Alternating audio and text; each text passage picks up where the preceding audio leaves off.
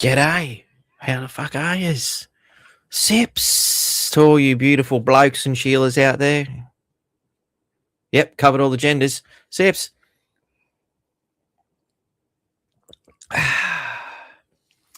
Tasty, tasty. Big thank you to my best Freunde for giving me a bowl of rum, because otherwise it was just going to be homebrew, because I can't afford shit at the moment. So big thanks to one of my many best friends, because as I was explaining to my daughter, I don't really do bests, you know. She did a Father's Day thing for us, and had to present it early, long story short. And in there was what's Dad's favorite food? And she said, I don't know. Well, roundabout way, that's kind of true, because I don't really have a favorite. Because when she's prescribed to a favorite, people assume that that's what you want all the fucking time. And sorry, I like variety in my life. Just putting that out there, you know. I can't quite do the, you know, much like my old man, ate a Vegemite and lettuce sandwich, for example, 6 days a week for 40 fucking years. I don't know how the hell he did that. Personally, I think so. I would choose death rather than do that. That's just me. But anyway, let's have a look at who we've got here. So, g'day, Harps. Half an hour early, as always. Brilliant. What a champion. What an absolute champion. Adrian, Leander, Jason, Emmy, Nick, how you going? Deb, Silvertail, Anna, all you awesome people that have turned up to be here right on time. Punctuality, it's a hard thing to do, you know, particularly if you live in one of them shit old cities. You know, punctuality can be quite a problem. You know, you got to leave half an hour before you actually think you might get there, just in case there's some form of traffic crap, you know, which is really quite an interesting transition. When I came here to Townsville, it was like, wow, everybody's late here in Townsville, and I don't understand, because it takes 5-10 minutes to get anywhere. How could you be late? You know, we found ourselves turning up 5 to 10, 15 minutes early, because we're used to anticipating all the random problems in a city. And it was just, yeah, it was a nice relief. But unfortunately, the way this Labor government is running this country into the ground as quickly and as humanly possible as they can, you know, it won't be long before this is utterly stuffed too. Doing a butter chook soon. Nice, mate. Nice, Harps. Yep. G'day, Butterfly Heart. Good to see you. Vegemite and lettuce sandwich. Yeah, mate. I don't know. I couldn't quite, wasn't really my thing. I'll take a Vegemite on a ham and cheese roll, or ham and bacon roll, sorry, which was something young Zach come up with when he was 2-3 years old, something to that effect. I honestly thought it was going to be the most putrid thing I'd ever tasted, but actually, seriously, give it a go. It's brilliant. It's amazing what a mind of a 2 or a 3-year-old can come up with. It's utterly astounding.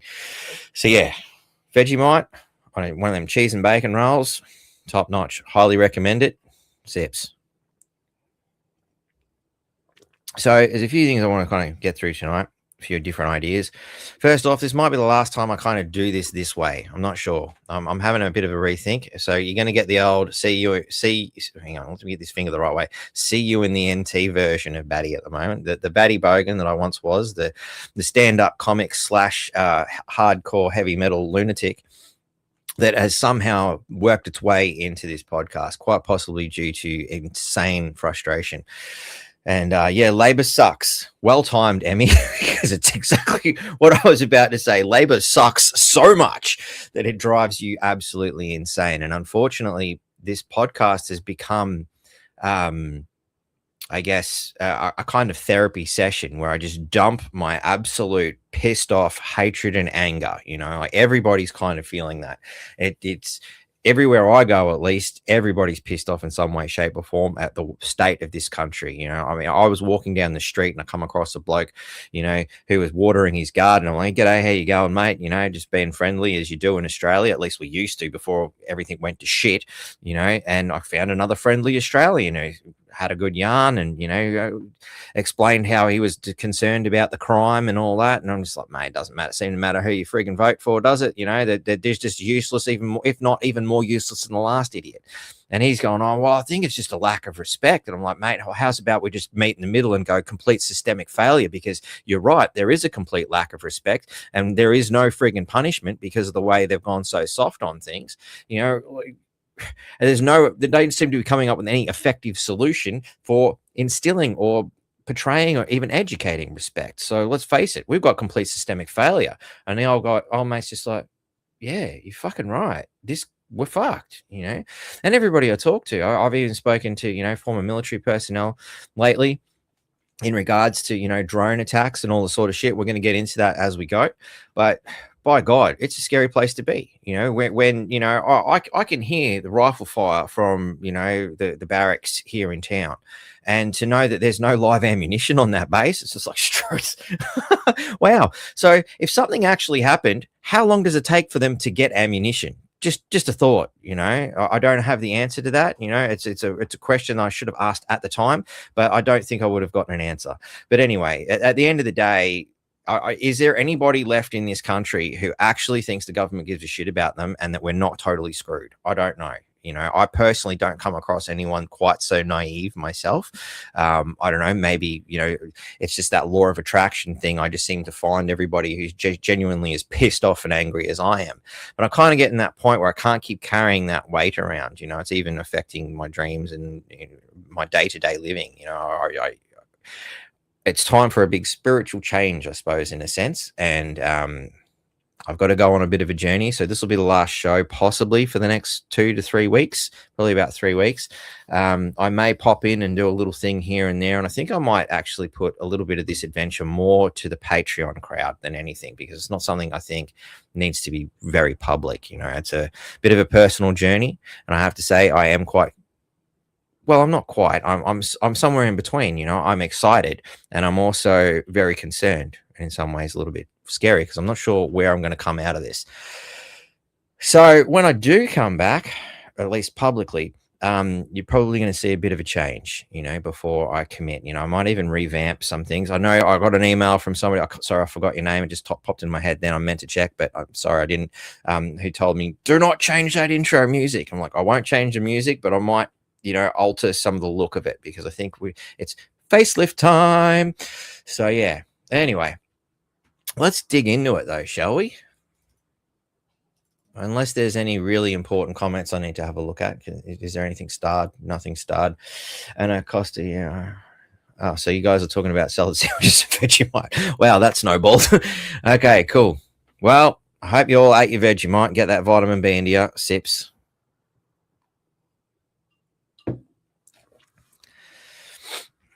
So yeah, what does a less angry baddie look like? You know, it's an interesting question. You know, it's certainly one of the things that's sort of popped into my head a bit. It's like feeling, yeah, very angry. And how can you not?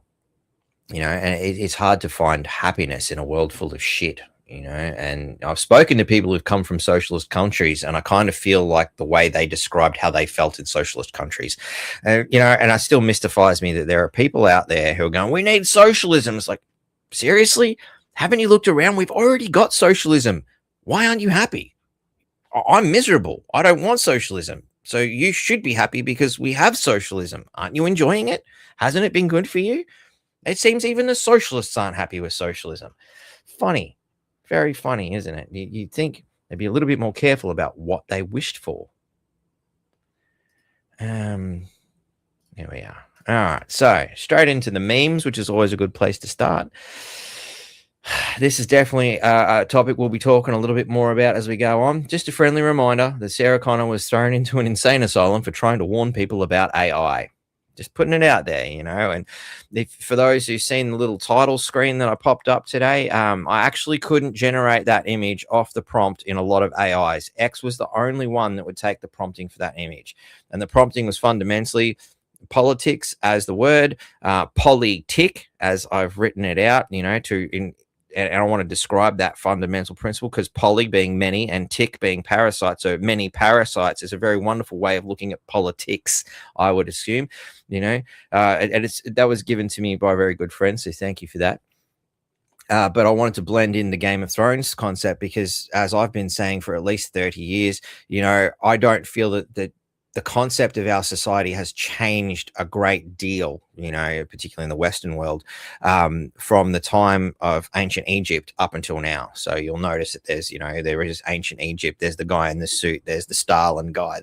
There's the kings and the, you know, the Tsars and all that sort of stuff. I wanted a mixture of different emperors and controllers, because at the end of the day, it doesn't matter who seems to be running the show. We're the ones who are paying for it. We're the ones who are fighting for whatever ridiculous concept that they've come up with this week, whichever king or queen or political party, whatever crap that they throw at us. We're supposed to go along and go, yeah, I want to throw away my life for that. Really? At what point do we go, why don't you go and fight your war? You pick that fight. You go and fight it. I'm done with this. I've had enough. No more kings, no more queens, no more rulers, no more rules, no more regulations. Like, seriously, piss off. You know, if you can't just show basic respect, there's really not much hope for you, you know.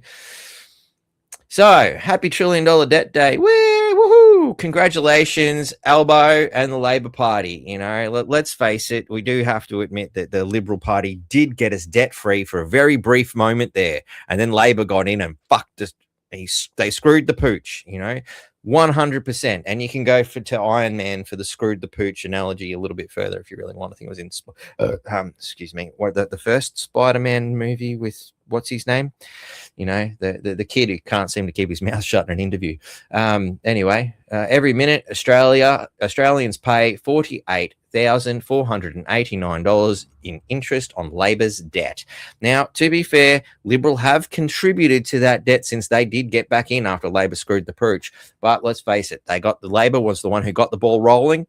Liberal come in, added some little bit of weight to it, but Labor have friggin' plunged it in good and proper.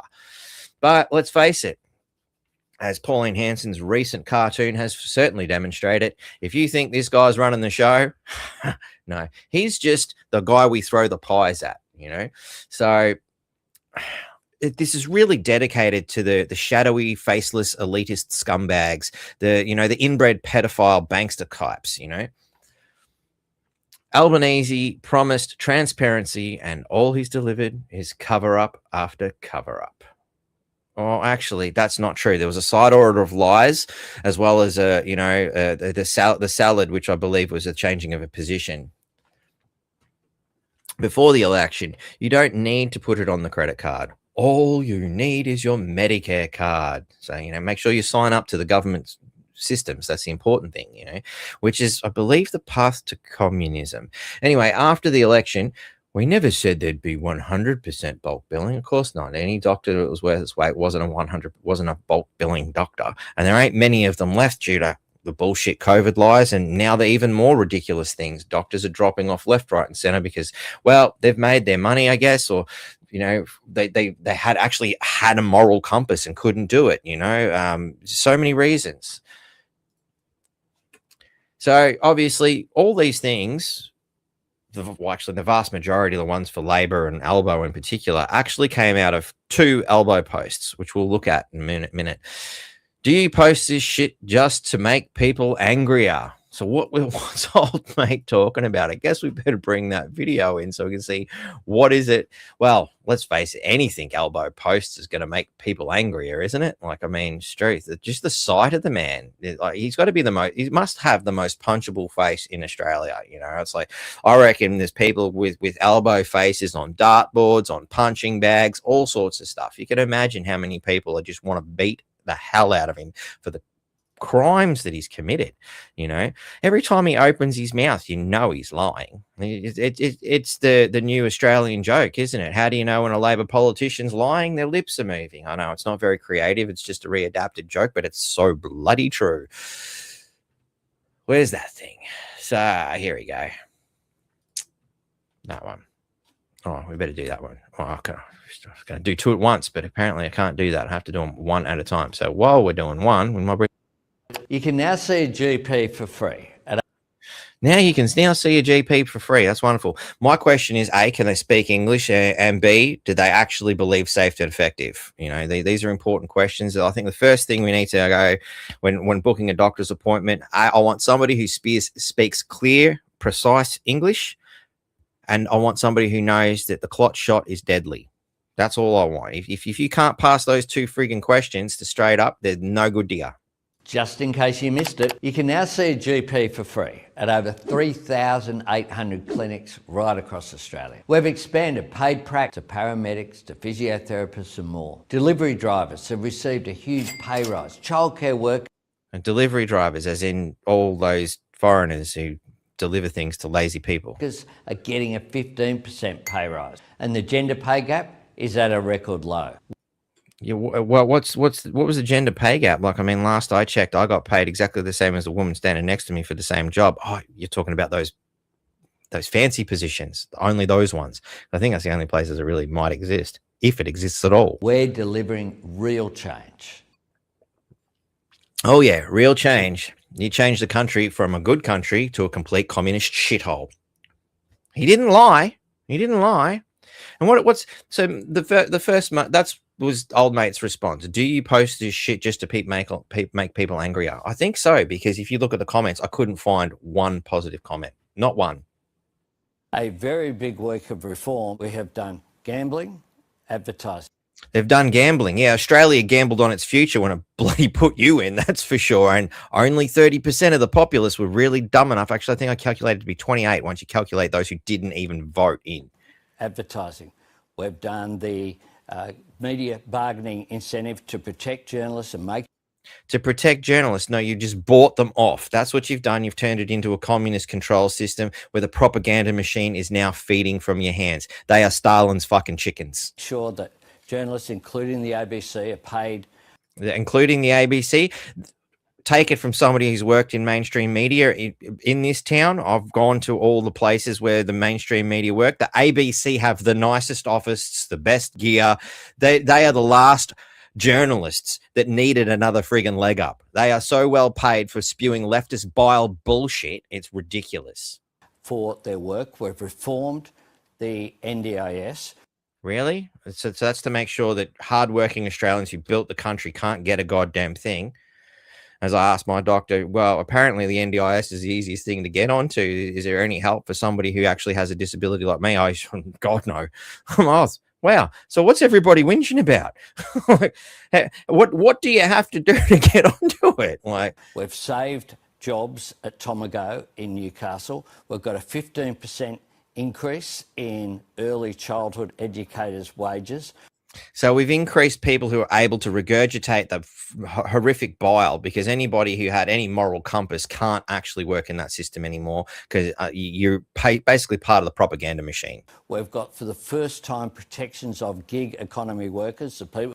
Gig economy? Wow, I've worked on many gigs and I didn't see no freaking protections anyway. Work for Uber Eats. On top of that, with the people who work for Uber Eats, and we know all what you know, they're lucky if they speak English. You know, usually if somebody, I've had limited experience, but the limited experience I've had is they usually nod at you because I don't think they understood a goddamn word you said. Uber Eats. On top of that, with New South Wales here, we of course have our gun laws being... Oh, yeah, they need them gun laws. That's an important thing. Agreed to, and a funding arrangement to make sure the gun buyback occurs.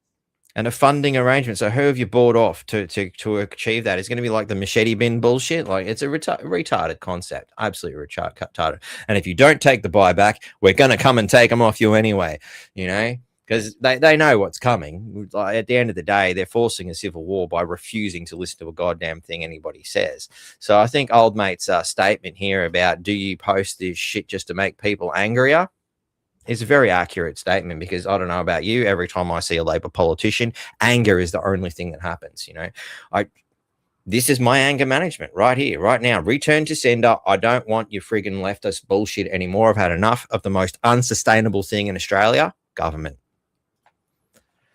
Peak 2026 Australia. Albo says Australians are better off. Struth. And choked on my own words there, and they weren't even mine.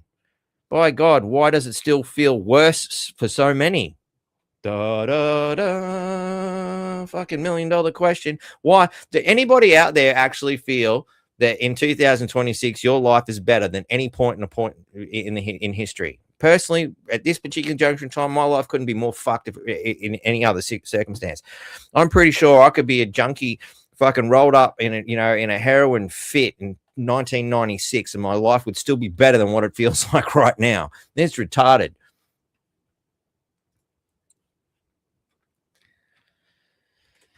Peak 2026. So this is the post that went along with that picture by a fellow, Jason Callahan, apparently. Albo says, higher pay and cheaper healthcare mean Australians are better off. Well, I don't know about this higher pay. I can't work. Thank you. That's what delivering real change looks like. Really? Yeah. Good on you. Healthcare is utterly useless. All the systems in place, utterly useless. I can't think of any system during my last 2-year period since I've been injured that has helped me. I've seen a lot of people try, but a lot of them are so bound in red tape and bullshit restrictions that as much as they'd like to try, they're stuck. Most of them are just really good at filling out paperwork. That's pretty much what happens. That's my personal experience. If anybody's actually had a positive experience, I'm all ears. I can't say I've come across many. Most families are still drowning in power bills, groceries, rent, or mortgage stress. Well, I'm certainly in that fucking category. And a housing market that has locked an entire generation out. And it's certainly locked out any plans I had previously. That's for sure. They have screwed it good and proper. If this is better off, why does it feel worse for so many? Pretty simple, isn't it? Real change would be something people can actually feel in their bank account and their future. But no, we got the real change. We did get real change. We had something that was, wasn't very good to start with. But now we've got nothing left but the shit sandwich, and it's just the crusts. Somebody else ate the rest of the sandwich. We just got the shitty crusty bit with the shit on it still. Either way, any way you look at it, it's a shitty situation. So, how to make the perfect smile? It doesn't really say any better, make it much better. I can't even formulate my words anymore. These people have destroyed me. Sips. Living under communism. What can I say? Well, here's some of the real change that Labor and this absolute treacherous dog have done for us. So you should hang your head in shame, Albanese, but he won't because he doesn't care. That's the thing. This is a full-blown narcissist and one of the most selfish narcissists you've ever seen. One, highest homelessness rate on record.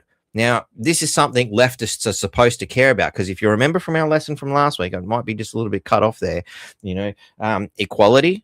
Let's just bring that back up so you can see. Look, the first point of call for the leftist, equality. All right. How's that equality working out so far, ladies and gentlemen? How's that looking? When you see this turd burglar here living on, everything he can while people the highest homelessness rate in Australian history is under his socialist communist regime. Yeah, he's done so much to help the downtrodden. Highest crime rate on record. I spoke too soon. He did help the downtrodden because he's facilitated their desire for crime. The only problem who are homeless are having a problem, probably ones with some kind of moral fortitude, I guess, Highest energy prices in the world. That's done wonders for the economy, for business, for everybody. Everybody loves high energy prices, don't they? We'll look into that further. Highest cost of living rises on record. Oh, yeah. Highest rate of immigration on record, which is obviously fueling a lot of these other problems. Highest number of public servants on record. Yep, that's definitely going to raise taxes, isn't it? Highest rate of business closure on record. That's going to do well for the tax that you need to pay for all these public servants, isn't it? Highest rate of racial division on record. I wonder what the Yes campaign and the excessive amount of migrants coming into the country who can't speak English, don't really contribute, and just walk around handing out Centrelink cards wherever they go because they don't know what else to do. Highest rate of religious tension on record. Wonder how that could have happened. And worst terrorist attack in Australian history. That's delivering real change. Well done, Elbow. You're just a champion. What can I say? Ian Batchelor, not according to some indexes. Oh, so he hasn't really helped. This is an example of how people see your claim. So here's the Grok version. Using the Economist Big Mac Index local prices, $6.70 in mid-2022 to $8.50 in mid-2026. That's a pretty big jump. That's like from 670 to 580. Not that I wouldn't know. I couldn't stomach the stuff if I tried. Just pulling it in the driveway makes me feel sick. And ABS full-time adult ordinary time average weekly earnings from 1,770 in May 2022 to 2,084 in May 2026. The average earner could buy about 264 Big Macs per week. Why you would want to is beyond me. 4 years ago versus roughly 245 today, around 7% fewer. So, yeah, they're fundamental claims from Labor and good old Jim Chalmers that they've improved things. Doesn't even wash. Not even AI can fucking sell that bullshit. All right, John Allen at Elbow should be charged with Section 474.17 of the Telecommunications Act every time he lies on camera. He would be Australia's most notorious criminal by now if he was. Yep. Another wonderful comment, get fucked, you communist gronk.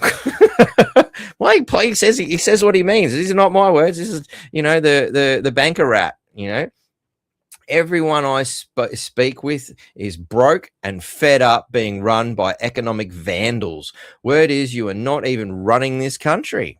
And Pauline Hanson's recent cartoon seems to be saying the same thing. You are a puppet being controlled by the faceless men. Pauline Hanson will kick you out very soon. Then comes accountability and trials. Now, this is a bit of hero worship. I wish I could believe that, but I don't know. 46 years on planet Earth has taught me that one thing's for sure, you can't trust a politician, because the only reason that cartoon's kicking around is because I gave her the idea. And maybe all you wonderful people out there, every time you see a Pauline Hanson cartoon,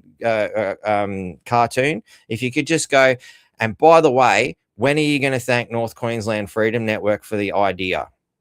If everybody jumps on board every time you see one of those and says that, let's see if we can get some change for good old poor me here, because I was the one who drummed that up. And I love the way that, what's his name? James Ashby claimed the glory for himself, the thief. Anyway, so yeah, you can tell I got no faith in any of them. They're all fucking crooks. The economy under Labor. Debt at $1 trillion for the first time in history. Biggest fall in living standards in the developed world. Government spending at highest level in 4 decades outside of the pandemic. Almost 40% increase in power bills, equivalent of one person every 50 seconds arriving to live in Australia. Yep. Real change, Labor style. We've got to love this. The expenditures. Total expenditure, $15,264,320.52 for one useless twat to fuck the economy. Can I get a refund? I mean, if you buy a defective product, you can take it back and get a refund. How do we get a refund from this twat? I'm all ears. Come on. There's got to be some consumer friggin' thing. Like, I mean, he sold us a product and it was shit. It's not even, it's beyond defective. It is dangerous. It's malicious. It is, couldn't possibly pass any safety standards. Like, seriously, the Labor Party is the most defective product. Possibly the Greens might be able to outdo them, but thankfully we've never given them much of a chance. But by God, do I want a refund? I don't know about you, and that's just this idiot. Imagine how much money we spent on a whole lot of them. Truth. Sad sips for this one. I mean, employee travel, 10 million, just in employee travel. 15 million, and 10 million of it is in him and his little cohorts traveling around. By God. They're literally on holiday. It's the only way you can clock up that kind of thing. It's nuts. I mean, nearly $1 million in office administration. I've got an office here. I'd be lucky if it bloody cost me a couple of bucks. I mean, this is nuts. What the hell are you doing in your office to cost them $1 million? Prime Minister Anthony Albanese sold 3 properties in the years leading up to May. We all know about this, I guess. It's all there. You can see how much money. So while he's taking 15 million, he's making all this money. And this is typical socialism 101. Sort themselves out and fuck you. That's what socialism really is. Well, they're trying to tell you how we're going to bring equality and we're going to care for you and we're going to give you all these things. They give you fuck all and take the rest for themselves. They're criminals. This is a criminal organization. It is not a government. Albanese signs off on 100 million fix for road, which leads to waterfront mansion. Yep. So he cost us another 100 million on top of the 15 million to run his staff, then 100 million so he can have a nicer road to his waterfront property while he's raking in dollars to sell properties conveniently before he puts in a property that gives capital gains tax for everybody else. What a turd burglar. Absolute turd burglar. Anthony Albanese gets 57K pay rise on top of it all, as if we haven't paid enough for this useless houso rat. Pay rise as cost of living soars for Aussie families. I mean, I think he's going to have to buy the media off a little bit more because they still don't seem to be singing his tune. You know, wow. I'll just raise a glass to that one, Sips.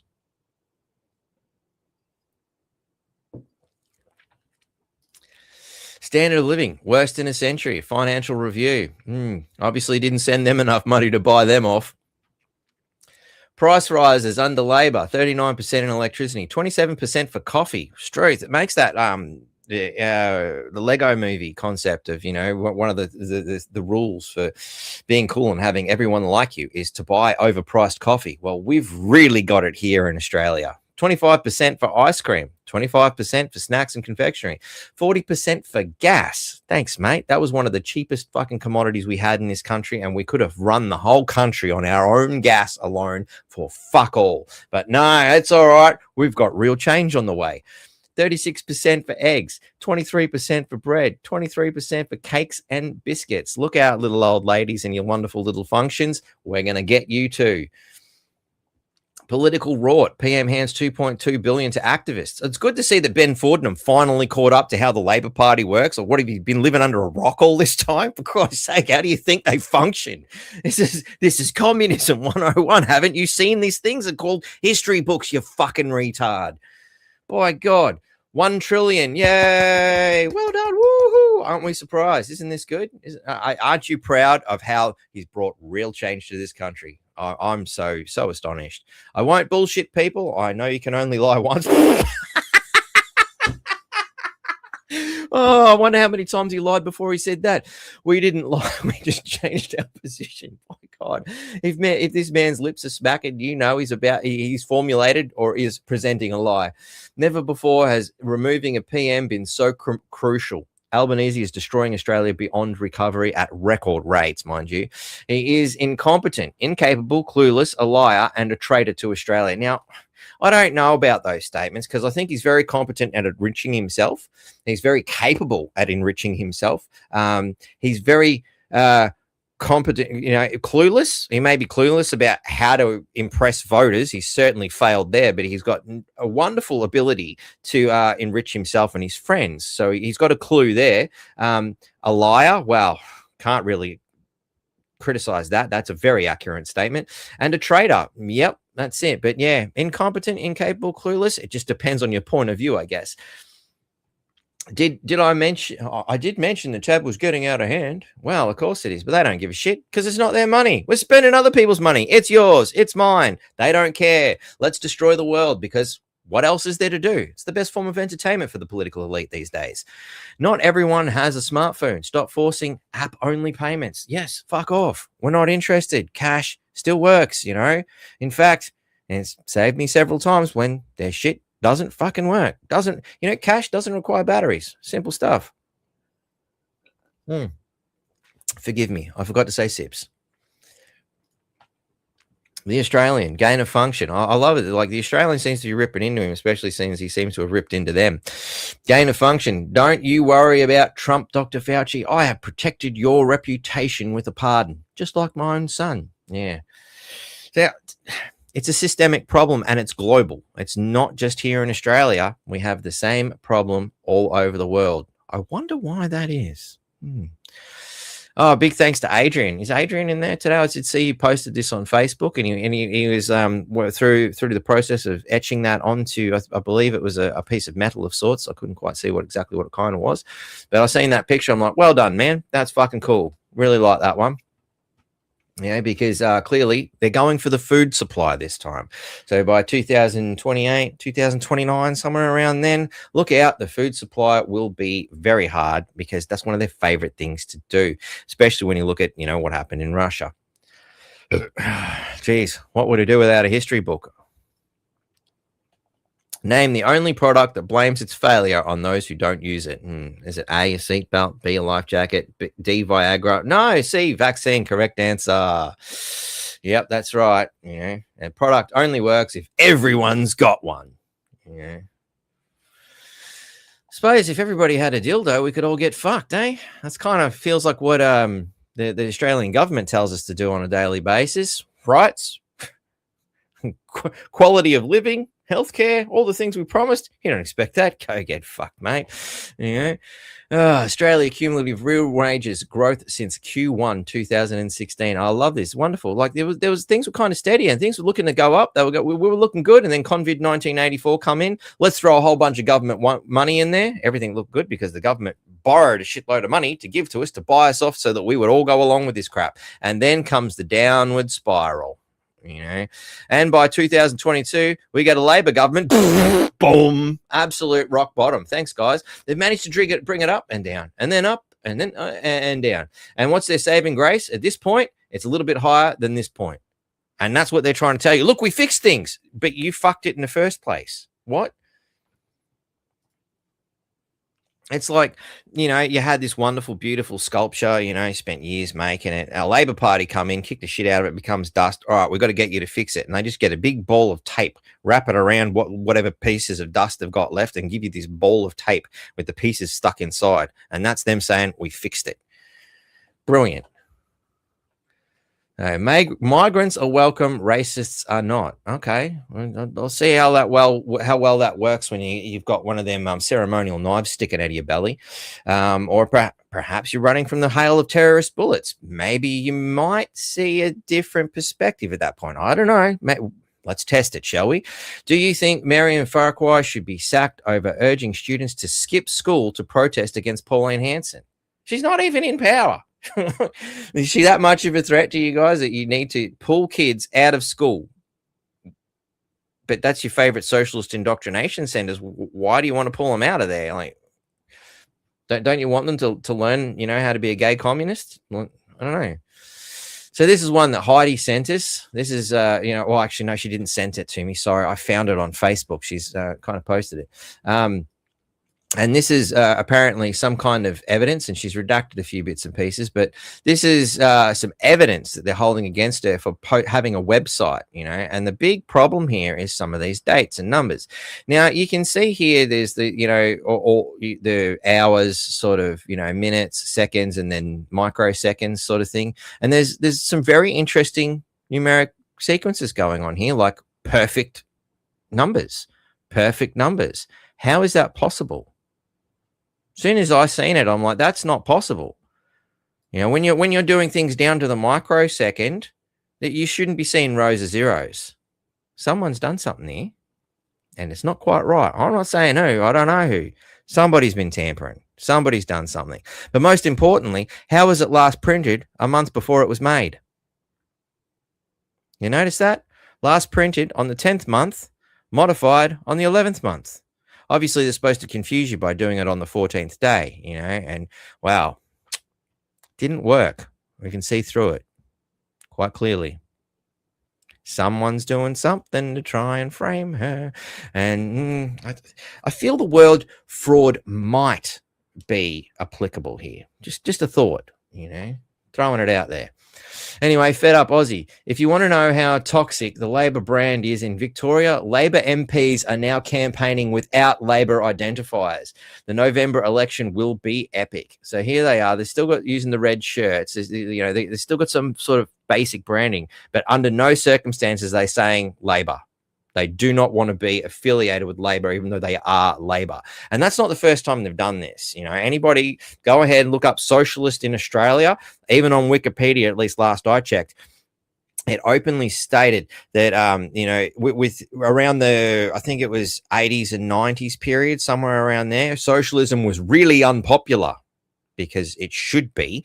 But so they actually stopped identifying as being a socialist party around that period. And they've been very careful about being associated with socialism publicly. They don't really go out and say it very much because they know it's really unpopular, because anybody with a history book knows it doesn't work.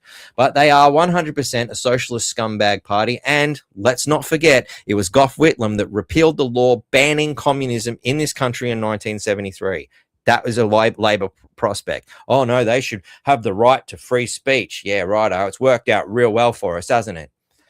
So, vampires, sunlight, bad. Superman, kryptonite, bad. Labor, basic economics. And it's an interesting comparison because whether it's the perceived bad guy or the perceived good guy, and these are always things subject to the eye of the beholder, I don't see labor as anything but pure evil. I think friendship with a vampire may actually be comparable to that of the Labor Party. It's just my feelings on it. Socialism needs propaganda because reality always ends up contradicting it. Pretty straightforward. It doesn't work. And they are so riddled with contradictions. Like I said, equality, that's the first thing. And they wouldn't know what equality was if their life depended on it. It's me. And have you heard about me lately? So here we are going through the Labor Party fucking section of this. So Australian Liars Party. We'll tell you what you want to hear and then change our position because we're committed to making sure your hard work has no payoff. Yep. These guys are supposed to be the Workers' Party. Anybody out there working feel like that they've helped you in any way, shape, or form? Please put your hand up, star it if that comment comes up. I'm pretty confident I won't have to look for it.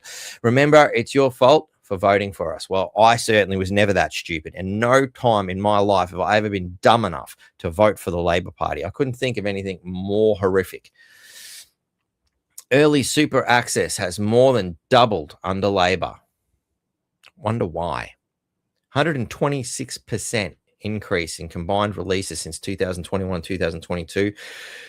Equally, or actually more on compassionate grounds than severe financial hardship, And I tell you what, it's not an easy thing to achieve because I'm still fighting with these criminal scumbags myself. One Nation and Liberals may not be the solution to our problems, and Liberals most assuredly not. One Nation, we haven't given them a chance, but I'm not holding out hope. To me, it's more like a good kick in the guts to Liberal and Labor to see One Nation get up, and definitely a good kick in the pants for the Greens because those guys are stagnant. There's no one left dumb enough to turn to the dark side there. But Labor and the Greens are definitely the cause of most of them. That's for sure. But I must find it disturbing that I can't remember who it was that posted this, but they needed Grok to AI simulate that. Just a bunch of words, guys. It's not hard. Anyway, we did that one twice. Labor delivering. Yeah, it's perfect, isn't it? Labor delivering. Yeah. Again, compliments of an Albanese post. Thank you for Albanese for your useless, mindless crap. Nobody's buying, but truth, I love the comments section. Sips.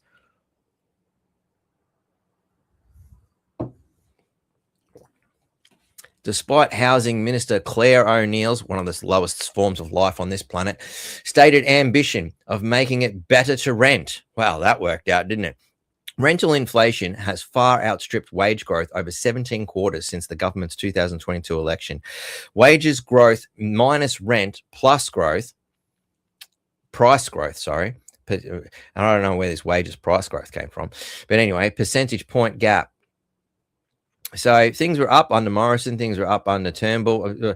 Abbott didn't get much of a run. Whether he deserved it or not, I don't know. Look, at the end of the day, I have about as much faith as these three guys as I do Albanese. But the stats really show that Albanese is an absolute bottom feeder.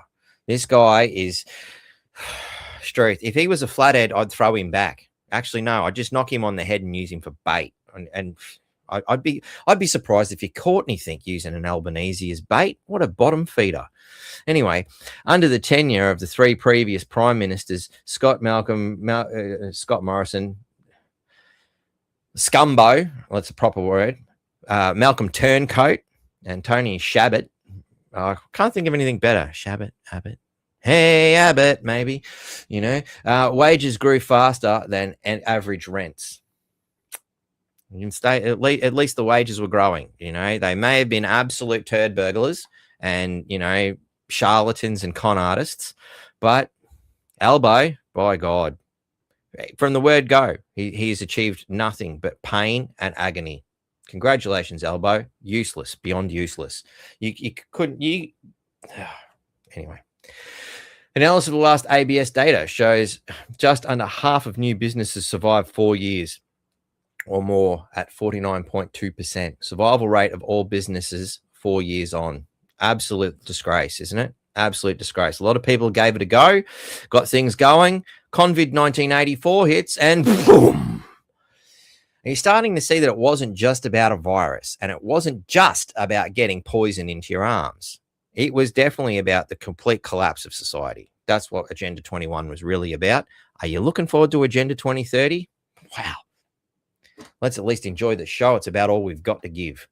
We've got nothing left after elbows drained us dry. And I believe that's part of the thing, you know, to make sure everybody's so economically strapped that you have nothing left to defend yourself. Court backs therapists' view that visa may lower sex criminals' reoffending risk. Are you for fucking real?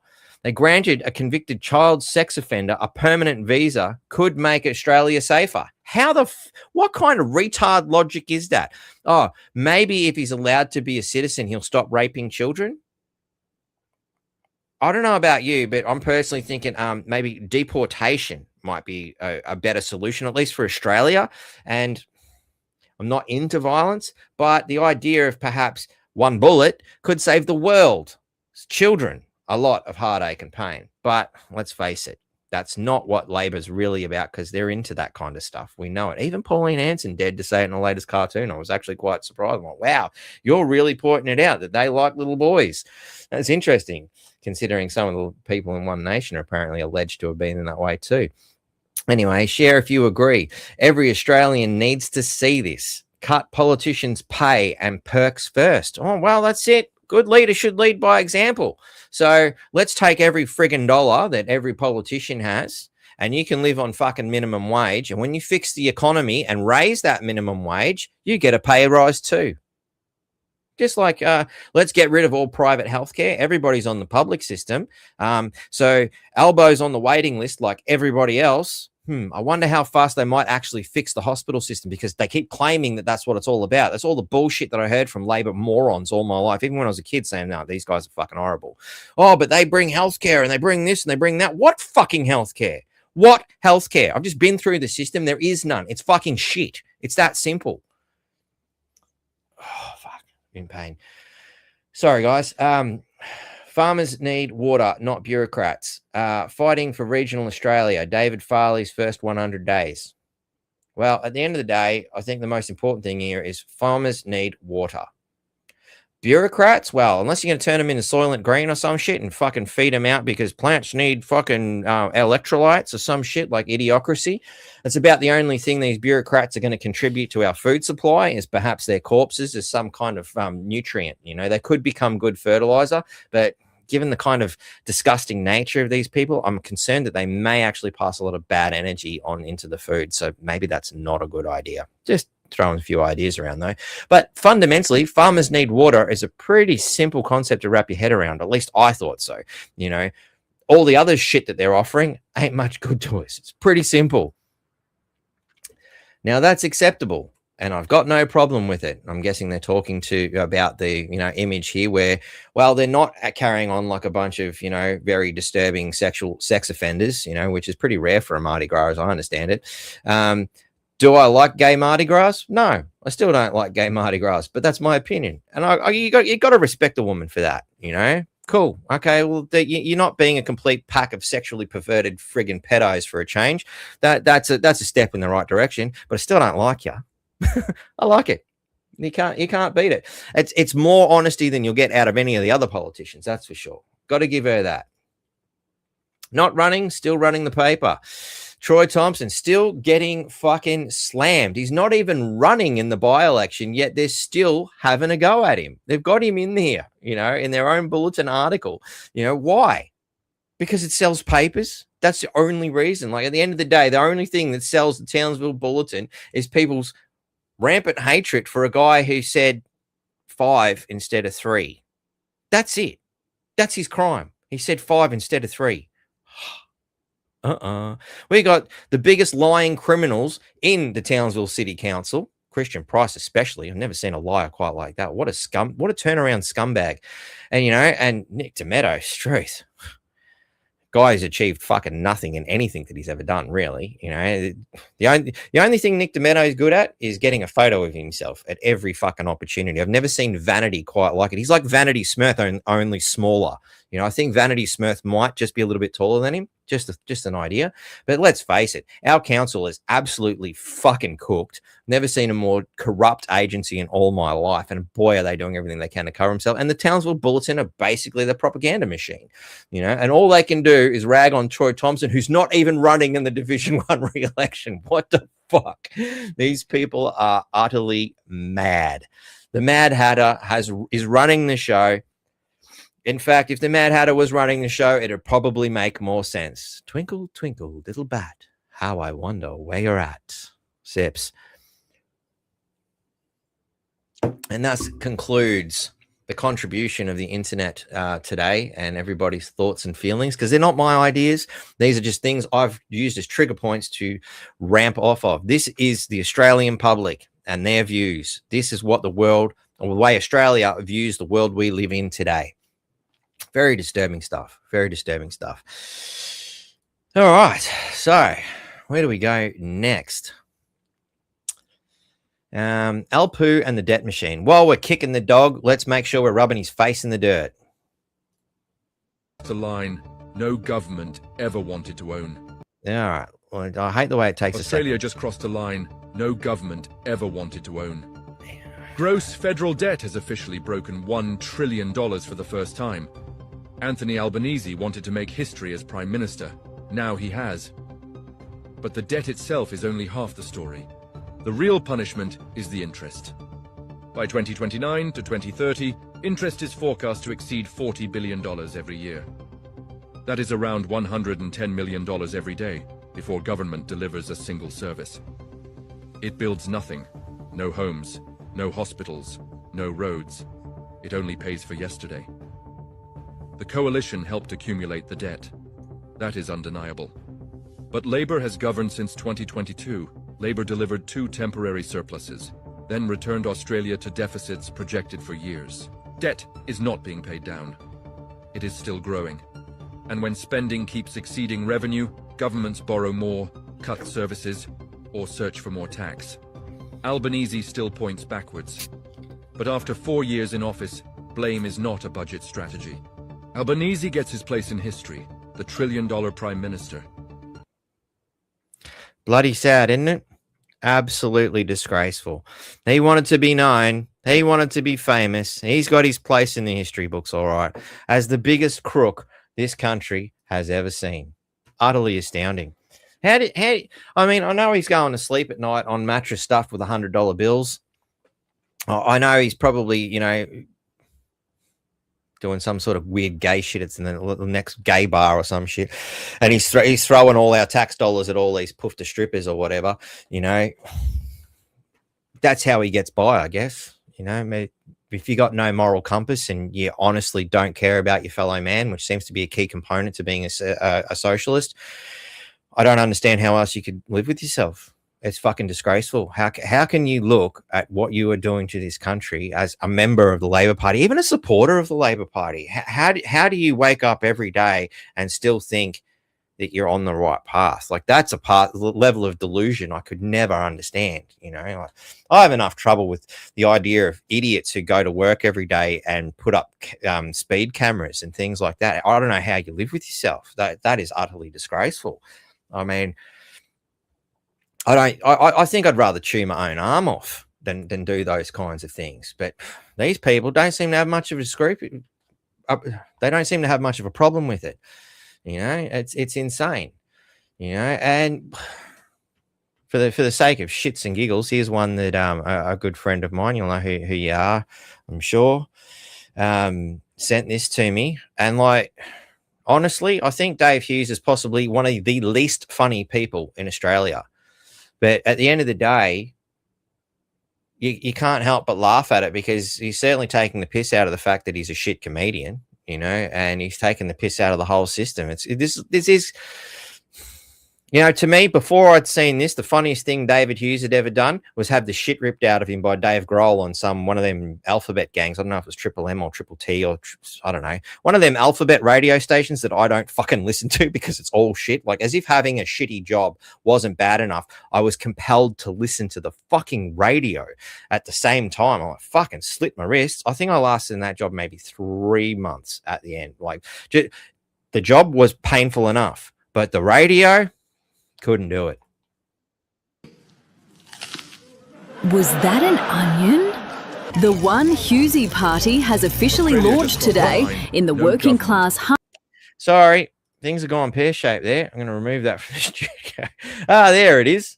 And I also got distracted. T2, bang on, nail bomb, 24-hour bullshit. Fucking oath, mate. I haven't listened to that song in a long time. That's a good recommendation. Thank you very much. For those of you who have not listened to Max Cavaliero's industrial side project called Nail Bomb, 24-hour bullshit is definitely a good fucking example. Actually, that whole album, what was the name of that album again, man? I'm trying to think of it. Oh, what was it called? It's got this Asian woman with a freaking gun to her forehead, you know, or to her temple, you know. It's like it's a very shocking sort of a thing, you know. And Max Cavaliero, again, coming from a third world shithole, you know, had some very interesting views. But yeah, the album with 24-hour bullshit. There was two. Point Blank. That's it. I just had to think of the image. The album was called Point Blank. That's right. Anyway, here we go. The least funny guy in Australia having a go. I'm not happy. Was that an onion? The One Hughesy Party has officially launched today in the working class heartland of Brighton. Unlimited #1 draft picks for Carlton. No capital gains tax. I like the way he said something completely pointless, like, it's about my footy team. Yeah, Aussie meat pies and a beer. Yeah, I get it. Yeah, cool. But the no capital gains tax, that makes sense because it serves his interest. Capital gains tax on any properties owned by me. Hughesy, the Aussie battler / property mogul, says we're a nation in crisis. This despite Australia ranking near the top of the planet for life expectancy, healthcare, quality of life, and being really, really good at sport. But Hughesy's whinge has now grown too big for the internet. He's now on the biggest whinge bender of his life, so prolific that Labor, never ones to miss a new tax, oh God, have proposed a carbon whinge tax, expected to raise $14 billion a year from Hughesy alone. About time Labor taxed the gas. No, that's not the gas tax I was talking about. But tonight, Nine can reveal Hughesy didn't enter politics to change the country. Great to be here. I am pumped up. What a big night. It's good to be back in the area. Isn't it a good area? I love this area. Got empty seats in the third row. That's nice to know, yeah. Booked so long ago they forgot to turn up. He entered politics because Parliament is the only room in Australia where, by law, people have to sit there and listen to his comedy routine. I can say that because when I took my shirt off for the first time, he said it looked like a pregnant greyhound. I must say, that's probably the only way you'd get me in there is to force me. But you know, somebody sent me to this, so I gave it a go. And, oh, God, it's cringeworthy, isn't it? Is there any gig he won't do? Well, I suppose when you're that bad at comedy, you got to take it where you can get them, eh? Yeah, I don't know. I honestly don't see the appeal in this guy, but anyway, yeah. I think what was it? Dave Grohl called him Squeaky. I thought that was the best thing I'd ever heard. It was the only time I laughed at David Hughes was when he was having a dummy spit because Grohl was ripping into him. I don't know if they'd organised it pre-hand or whatnot, but I swear he sounded like genuinely pissed off, and that's what made it funny. Got him on live radio, totally boned him. Gotta love it. Gotta love it. Now, anyway, what other crap have I got here today to pass off as some form of entertainment while I drink a beer? I'll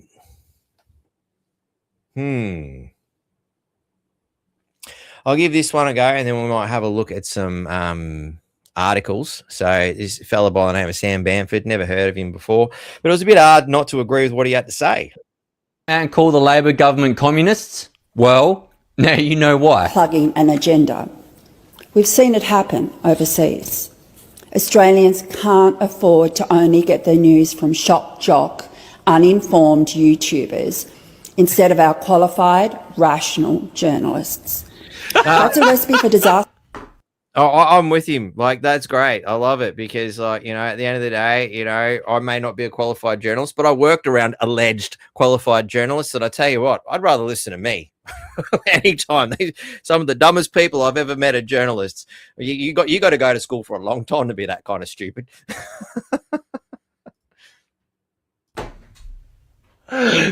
Uninformed shock jocks. Are they the people that only think there's two genders, that we shouldn't be injecting kids full of hormones, or that we don't want to be demographically replaced in our own country via high levels of immigration, and that we think climate change is full of shit, and that we don't want people burning our national flag? Is that a shock jock? Or is it someone that just disagrees with you and you just call them names because of that? And then you said our qualified journalists.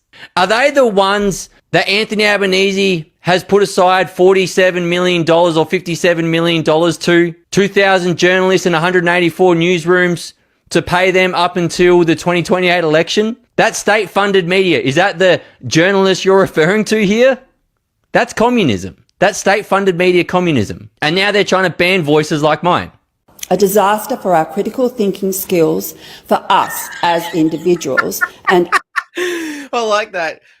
Disaster for our critical thinking skills for us as journalists. Like, wow. Hang on. How do I? There we go. Fixed it. For us as journalists. Sorry, for us. We weren't as journalists. Let's hear that again. Let's make sure I get that quote. Sorry. A disaster for our critical thinking skills, for us as individuals. For us as individuals, you mean as you parliamentarian fuckwits who stand to lose your jobs? That's what you're worried about, isn't it? The people are actually waking up to your bullshit. And us as a democratic country. What democracy? Seriously, what you mean ticking a box once every 3 to 4 fucking years is somehow a democracy? No, that's an elective dictatorship. A democracy would be you guys come up with ideas and we say yay or nay. That's us actually having an active engagement in our society, and that would actually be a democracy. What you guys have is an elective dictatorship. So hang on, so she just completely contradicted herself there. She said that we need to be critically thinking in a democratic nation, but she wants you to stop getting your news from someone outside of the state-funded media. That's the pot calling the kettle black. That is a hypocrite right there. So let me get this straight. This Labor MP is now saying the quiet part out loud. They want communism and they only want you to get your news and media from their state-funded media organisations. That's what's happened here, right? Yeah, that's called communism. And that's why I keep referring to this Anthony Albanese regime, this Labor government, as the Communist Party of Australia. That's communism. Welcome to communism. What's your thoughts? Well, mate, seeing as you asked, I would have to state that fundamentally, communism seems to always come from some kind of a socialist workers' party. So in Russia, that's what it was sold to the people before they killed the royal family, murdered some allegedly 20 million fucking Christians, starved their own people by cutting off fuel and food supplies and shit, like I believe they're going to do again, and then there's the Nazi version of it, which is, that was the left-wing version, which worked out really well, nearly 100 years of death and suffering and pain and torture for the Russian people, versus, a handful of years of the right-wing version, which was the Nazi party there. And, again, another socialist workers' party. And let's face it, the Labor government is also a socialist workers' party. You don't have to try hard to figure this shit out, do you? It's not hard at all.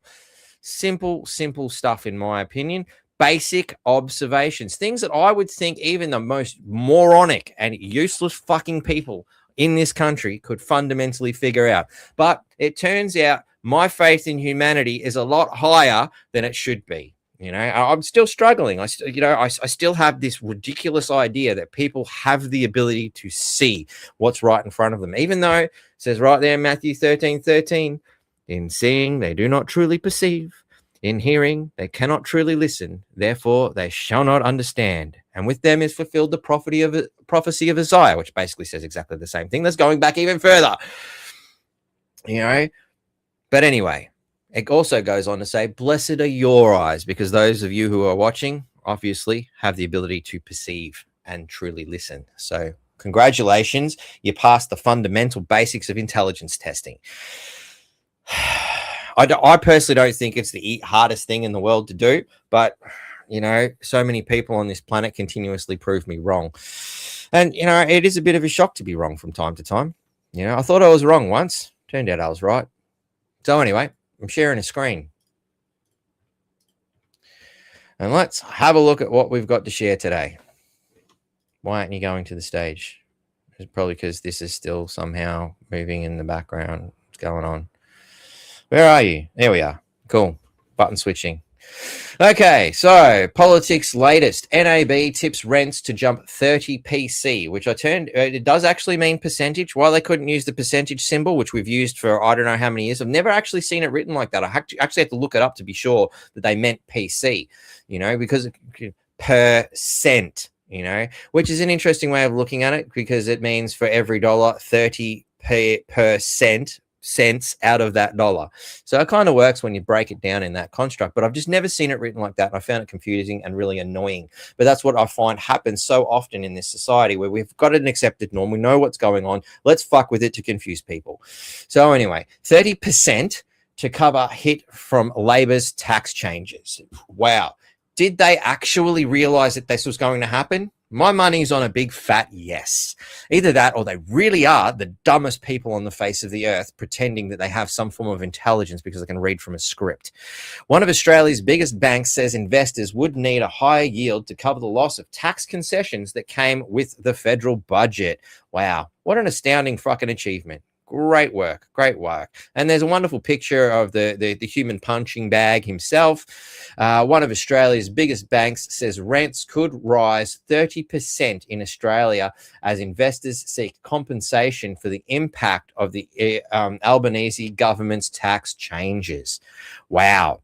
So, and this is another example of how socialism fundamentally doesn't work. I don't think we really need to get into the nitty gritties of it. It's pretty simple, straightforward stuff at this point. Socialism decided to steal from the rich, right? But it tried to use legislation as opposed to knife point or a gun point, as so many highwaymen of the last thousands of years have done. It decided to do it to everyone all the same, and will legislate tax, will legislate theft, because that's what taxes is. It's government made legal theft. As a result, those who have gone, well, I'm not going to wear that. I'm going to pass it on to the consumer. And you'd think somebody might have seen this coming, because it happens every fucking time. These people are retards. And as usual, the retards, the biggest morons in the fucking world, have fucked it for everyone. And I'm not even apologizing for swearing today, because I told you at the beginning, this is Batty Bogan time. And Batty Bogan is much more pissed off than fucking Hughesy, because Hughesy's got a lot more than I have. He's got something to lose. I ain't got fucking much left. I can tell you that. Sips.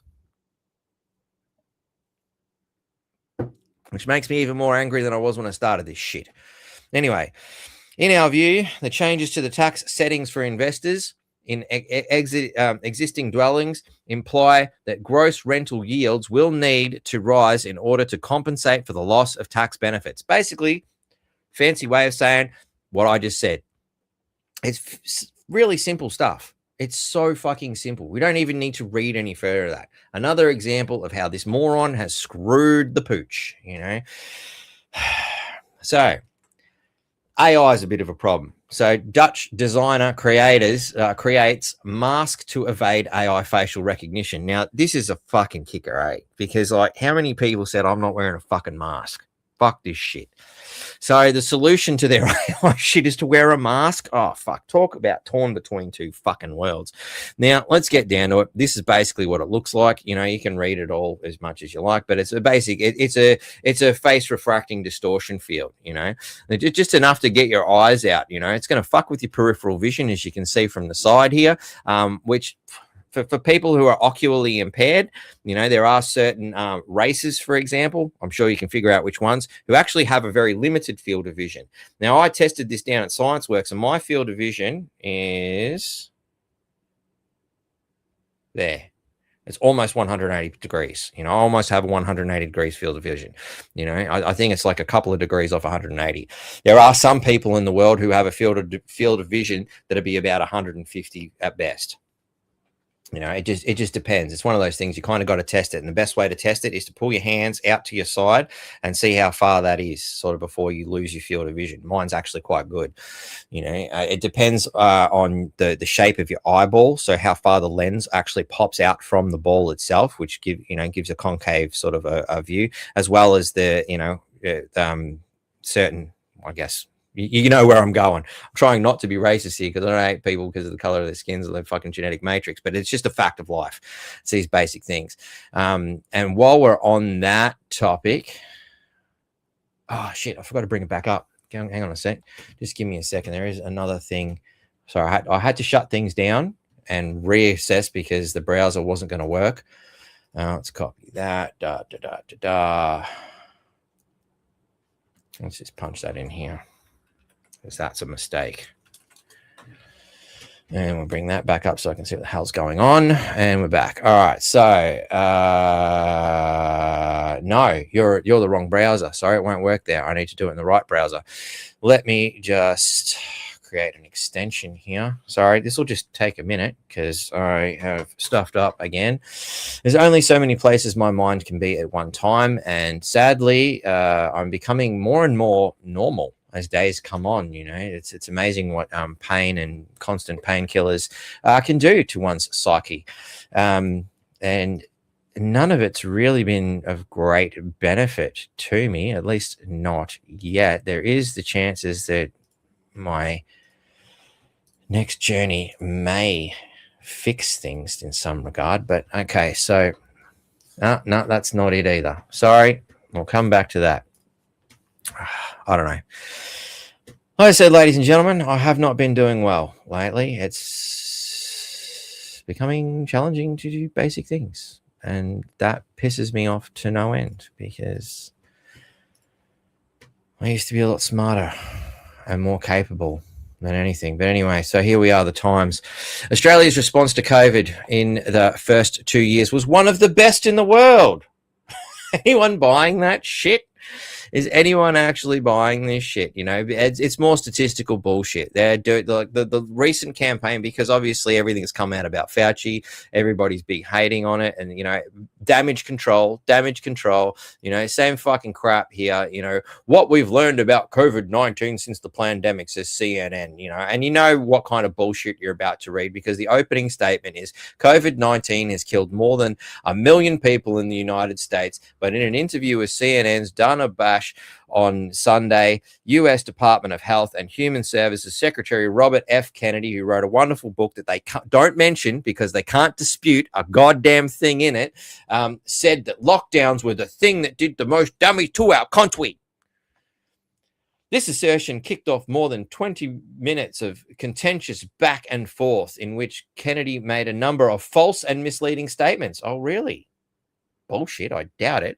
And a range of topics, including measles, autism, and Lyme disease. So here they are, rushing to the defenders of the people who pay them a lot in advertising, the medical industry, the snake oil salesmen of the modern world. You know, those who continuously sell products that make you sick and don't actually really help, or in some case offer some benefit while offering a shitload of not benefits. You know, exactly. Thank you, Adrian. Good to see you there. Did you hear I gave you a bit of a plug earlier? But yes, you're damn right. Anybody who lived through this shit and actually still believes the mainstream media propaganda, you really need your head examined. There is something wrong with you. COVID in Australia in 2026. What you actually need to know from the med cart. Well, what's these people doing? They're a med cart. They're selling you snake oil. So, of course, they're going to continue to tell you that everything we did was good. And look, samples. How much money did they make out of these ridiculous tests funded by the very person, Kerry Mullis, who says it can't tell you if you're fucking sick? It doesn't work that way. And at no time did Anthony Fauci or any of these other fucking criminals prove that it did. They're liars. They're scumbags. And this is bullshit. COVID is still around. Yeah, it's called the fucking common cold, you wanker. Fuck off. Not even worth reading. Just utter shit. You know. And the Australian, Dr. Fauci's journals show he followed reports by the Australian about COVID. And basically, the whole article, you know, let's get into it. Australian, you know what we need? Sips. Center myself. Getting wound up again. All I really want to do is go and sit in a cave somewhere and just go, that's all I really want. Can I do it? No, I can't afford it. Fuck you. All you fucking assholes who did this shit, it's your fault. You made me. I am your shit. And you should be ashamed of what you have eaten. Thank you, Marilyn Manson, for that. Anthony Fauci, who was the director of the National Institute of Allergy and Infectious Diseases, there's a spit there, and he's also the greatest propagandist, the astounding person who's managed to destroy healthcare, not only in America, but throughout the whole fucking world through lies and deceit for fucking well over 40 years, and led coronavirus policy for 2 American presidents. Well, I love that they're still sucking him off right at the end, like still giving him a good one right to the end. Influencing the world's approach to the pandemic, which is not something to be proud of. That is actually an epic failure. Is set to testify before the US Senate Homeland Security Government Affairs. One diary entry focuses on an article published on the front page of The Australian by former investigative journalist Shari Markson. I like the way she's a former investigations editor. Is that because, she did such a good job and Anthony didn't like it that she had to be removed? We didn't get into any extensive details in this article, I noticed, that revealed Chinese military scientists discussed weaponization of SARS coronavirus before the pandemic. This just does not make any sense, says good old Fauci. Since why would someone want to make an agent that could equally infect our own population? Something is wrong with this report. No, it's not. Why would somebody want to equally infect their own population? Fucking money. It's not hard, is it? You're snake oil salesman, and you get a kickback every time they get a fucking win. What's wrong with this report? They didn't fucking conclude that it's about money. That's the only thing that was missing. I will have to follow it up, he says, So here, this is basically they're trying to defend themselves. And you can see by the opening statement where they're still worshipping at the cult of Fauci while defending themselves at the same point by just basically saying, but all we did was point out the truth. Ridiculous that all this time, the lamestream media still expect us to swallow their fucking crap, even when all they're doing is fundamentally defending themselves. And I wouldn't be surprised if, Miss former journalist was removed for simply pointing out the basic obvious facts. Sips. But another Anthony Fauci advisor pleads guilty in US to conspiracy to conceal COVID-19 records. Well, I guess he wasn't cool enough to be part of the Joe Biden pardon club, eh? Hey, we got a starred one. Can we bring up that starred comment, please? Shari Markson is a shill. Sorry, it popped off as soon as it popped up. Have you tried frequency healing? Well, in a sense, yes, because I've got my guitar tuned to certain frequencies to do that sort of stuff. And I've actually started writing my very first riff, I guess, for lack of a better term, in a major scale. I've never written anything in a major scale, and everybody would know major scale is happy, minor scale, sad. Blues scale, someone sits in between, and you have this wonderful ability to sort of dance between the two prospects. I've kind of always been in a minor and a blues residence, and some other, it's been suggested to me, to cut a long story short, that minor is actually a natural residence of the earth, which suggests the earth is quite sad, which is a very strange thing. And I think perhaps the energies of everything has changed just a little bit, particularly in myself, as well as perhaps the earth itself, to warrant me going towards a major sort of a scale. So in a sense, yes, but I'm doing it my way because I prefer to do things my own way. We'll talk about that in a little bit further though, but very intuitive of you in a sense. So, former Anthony Fauci advisor pleads guilty in US to conspiring to conceal COVID-19 records. A former advisor to infectious disease, so here he is, basically a right-hand man would be another way of putting it, or a left-hand man if he's a little bit more that way, to infectious disease expert Anthony. How the hell can you still call this guy an infectious disease expert? Well, I don't think he would know a disease unless he caught it. Has pleaded guilty to conspiring to evade public record laws and concealing government documents related to grant research funding and the COVID-19 pandemic. And what we're seeing here is Socialism 101. All the ones at the top who fucking did the most damage, get away with it. Everybody else underneath them gets to burn for it, you know. Well done. David Morans, who had worked under Fauci as a senior official at National Institute of Allergies and Infectious Disease during the pandemic, entered his plea to a conspiracy charge during a hearing in federal court in Greenbelt, Maryland. The 78-year-old had been indicted in April on charges related to what prosecutors said was a scheme to thwart public records requests achieved by the agency beginning in April 2020 related to COVID-19 research grants. He faces up to 5 years in prison, which is basically a death sentence at his age, you know. But it'll probably be written off in some way, shape, or form because he's pleaded guilty and he's gone along. And here we go. By pleading guilty today, Dr. Morans has taken responsibility for what he did, and he will continue to do so, his lawyer said in a statement. You got to be shitting me. The plea came after Fauci, who led the NIAID for 38 years of destroying medicine across not only America, but throughout Western society and probably a hell of a lot of other countries who got used as guinea pigs for him and Bill Gates' fucking experiments, and became the face of the US pandemic response, appeared before a Senate panel last month and repeatedly invoked his right against self-incrimination as he accused Republican Senator Rand Paul, a longtime adversary from Kentucky, of pursuing an unhinged campaign to see him imprisoned. Unhinged? Seriously? I think there's a hell of a lot of people who want to see, at the very least, prison, you know. COVID's origins remain unsolved. Wow. Doesn't that instill faith in the system? I don't know about you, but I'm feeling so inspired. I feel a little bit parched, perhaps. Sips. The FBI said in 2023 that a leak from the Wuhan laboratory likely caused the pandemic, a claim China said had no credibility whatsoever. Wow, let's see. The communist cover-up would have been quite swift, I imagine, especially with a bit of help from the CIA, said in January 2025, a lab leak was likely, but with low confidence. But the FBI said something else. Dissension amongst the ranks, perhaps. While 4 other U.S. intelligence agencies and National Intelligence Council believes the virus most likely emerged via natural transmission from some animal. They're still trying to push that bullshit. My God. Even done. Next. All of Wyoming police department's flock cameras cut down and stolen. This was the most liked posts I've seen across both Facebook and X today. So a Wyona, I just think Primus here. Wyona's got to say off a big brown beaver. She shows them off for all her friends. One day you know that beaver tried to leave. Just getting up like and a Cyclone fans. Oh God, I used to.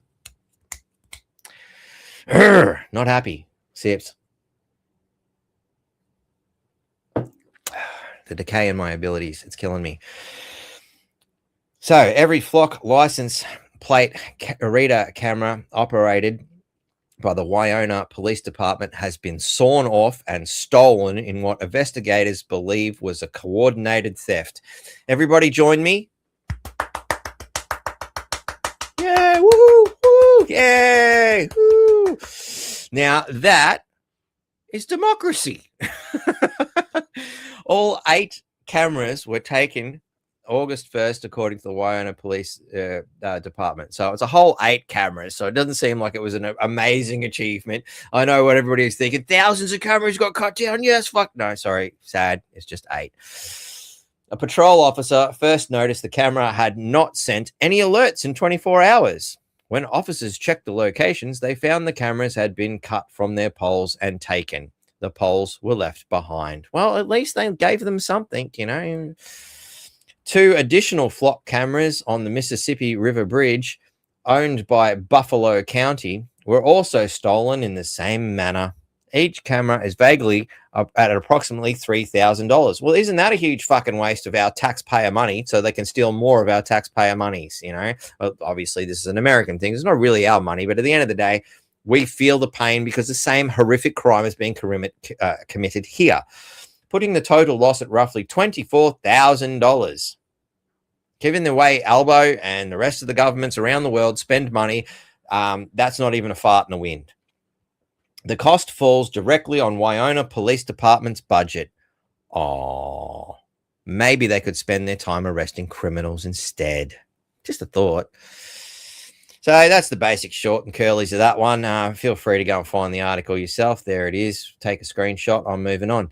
Documents reveal energy firms promised $40 billion to win deals on Labor's marquee renewables scheme. Oh, isn't that nice for them to rob from the poor to give to the rich yet again? You'd think maybe they'd heard something about this guy called Robin Hood, because the socialists are supposed to fundamentally, at least I was, brainwashed into thinking at an early age, but quickly woke up to the fact that, they're supposed to rob from the rich to give to the poor, but it never seems to work out that way. It's just the bullshit they sell us, Cash payments, Indigenous artwork commissions. What the fuck has an Indigenous artwork commission got to do with fucking energy power? But anyway, and free energy systems. I'm glad we got to the free energy at some point. Where's the free energy? It seems to be costing a shitload of money. The extraordinary price renewable companies are pledging for social license under Chris Bowen's secretive scheme.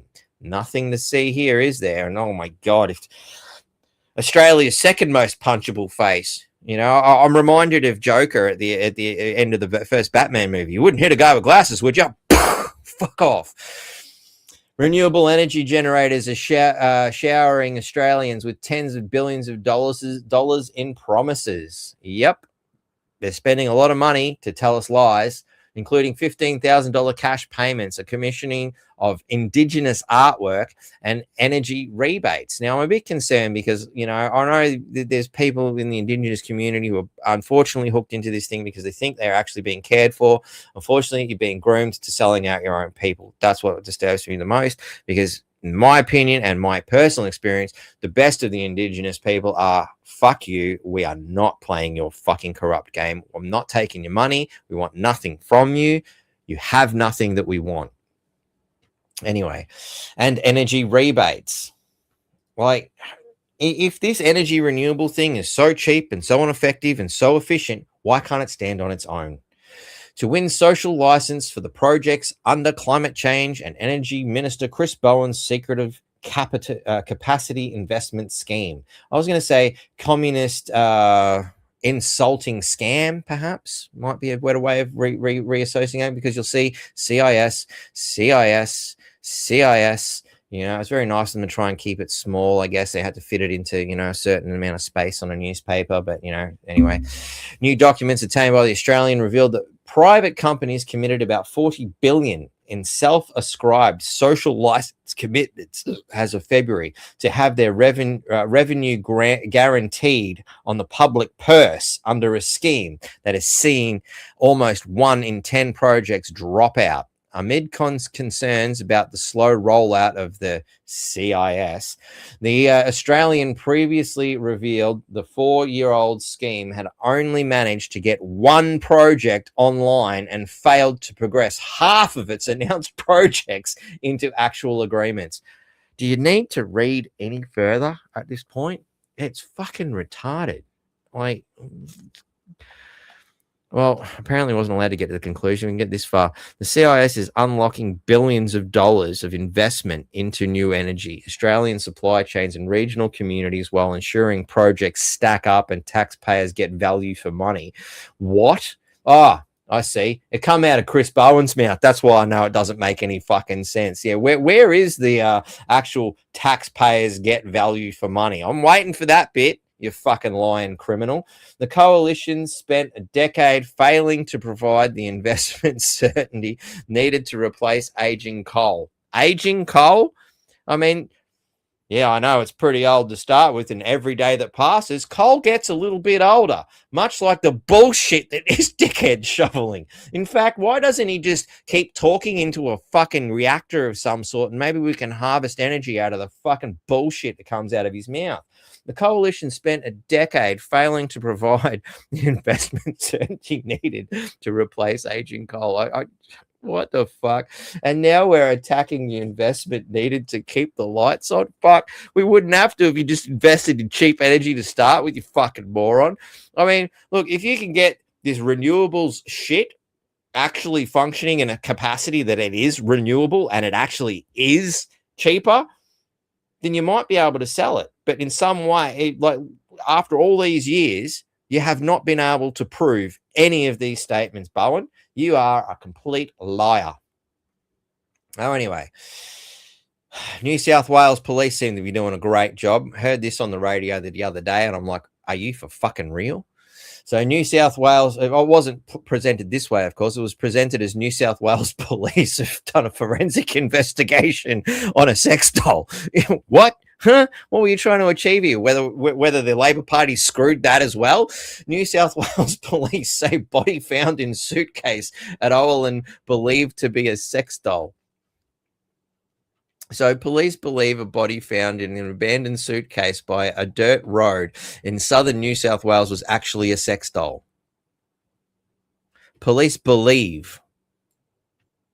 I really want to emphasize, police believe a body, in little quotation marks, which isn't quite accurate in Australia, found in an abandoned suitcase by a dirt road in southern New South Wales was actually a sex doll. I'm glad they believe that. I wonder if they believe in climate change as well. It was initially feared the abandoned luggage, which was found by members of the public on Sunday afternoon at Owen, about 60 kilometres southeast of Goulburn, contained a woman's remains. Okay, well, at least it was a female sex doll, I guess, in some way. New South Wales police released a statement confirming the remains were not human. It's very good of them. Following a forensic examinations. I'd like to know what they mean by forensic examinations, to be honest. Like, I mean, was it... Are you for fucking real? It doesn't even look like a fucking human body. It's not even any blood, dickhead. You call me out for this? Is it that simple? Is that what they classify as forensic examinations these days? Like, for fuck's sake. Police confirmed the item located in the bag was a lifelike doll wearing clothing with hair and a nose piercing. What was that? What made it look real? Because it had a nose piercing. I mean, look, I have to admit, my knowledge of sex dolls is limited to comedy. In the sense that I'm laughing about it. I've never really seen much of one. And I think the only ones I've seen are usually in heavy metal. Actually, sorry, I have to admit. There was that time I was at this Clint Flick gig and I was jumping up and down holding a camera on a fucking trampoline, because that's what we did. That's just these are things, and there was a sex doll being thrown around the mosh pit. That's just how we rolled, So that was the closest I got to a sex doll, and under no circumstances was it even remotely lifelike. I'm sorry. It was the equivalent of a fucking beach ball with a face on it. It was fucking very unconvincing. So I don't know. Maybe this is one of these high-priced ones. Maybe Albo lost it. It was in New South Wales, so there's a good possibility that Albo didn't want to get caught with it, and he's just dumped it out the window somewhere. Just throwing it out there as a distinct possibility. Could have been any other member of the Labor Party, mind you. Could have even been Liberal Party. I know these people are into very untoward, disturbing things, considering how much effort they go to covering it up. So anyway, the item also had markings that resembled bruises or grazes. Really? What kind of a sex doll are we talking about here? Like, what the fuck? Or is it just a little bit of dirt because they were doing it out in the bush? What the fuck?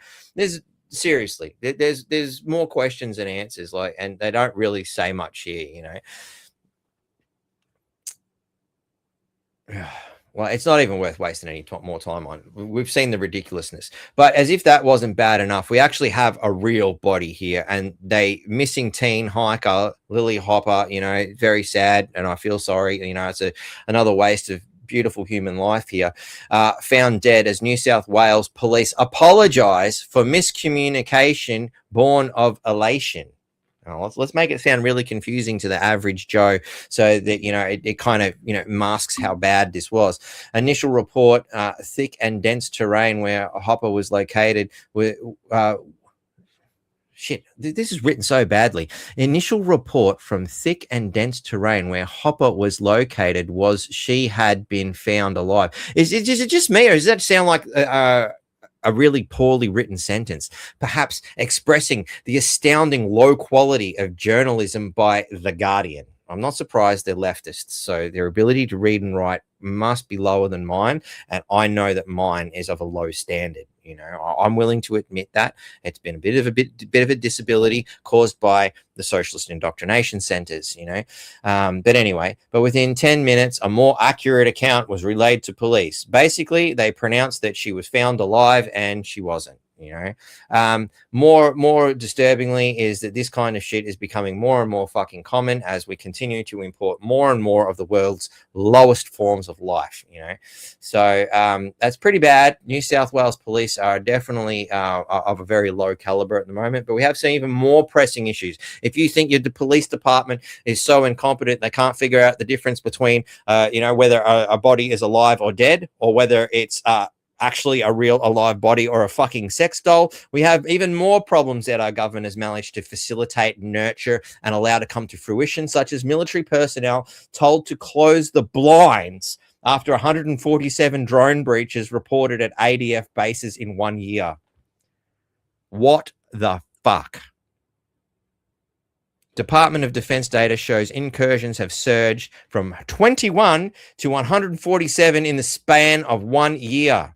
Another one of Elbow and their left-hearted fucking moronic communist ideologies has come to fruition. We are not even able to defend ourselves from the enemies that they've brought in here. As if dead girls on the side of the road wasn't bad enough. They can't even defend a fucking military installation. What the fuck is this country coming to? The government is facing mounting pressure for answers after 147 drone breaches were recorded at Australian Defence Force bases across the country in just 1 year. What? I mean, I was actually talking to a bloke. I'm not going to name, point fingers or anything, because, you know, look, we live, that hurt, in a military town. Good luck trying to figure out who tells me stuff, because just about everybody knows somebody in the military. It's pretty hard here to not know somebody in the military. And I have respect for the people in the military, because most of them are quite honest about how much they hate the government as much as I do, because the shit those poor bastards have to go through in a vain attempt to keep us safe, it's ridiculous, you know. And let me assure you, they are not instilling me with any form of confidence. You know, the dramatic increase was exposed after, I forgot to the point.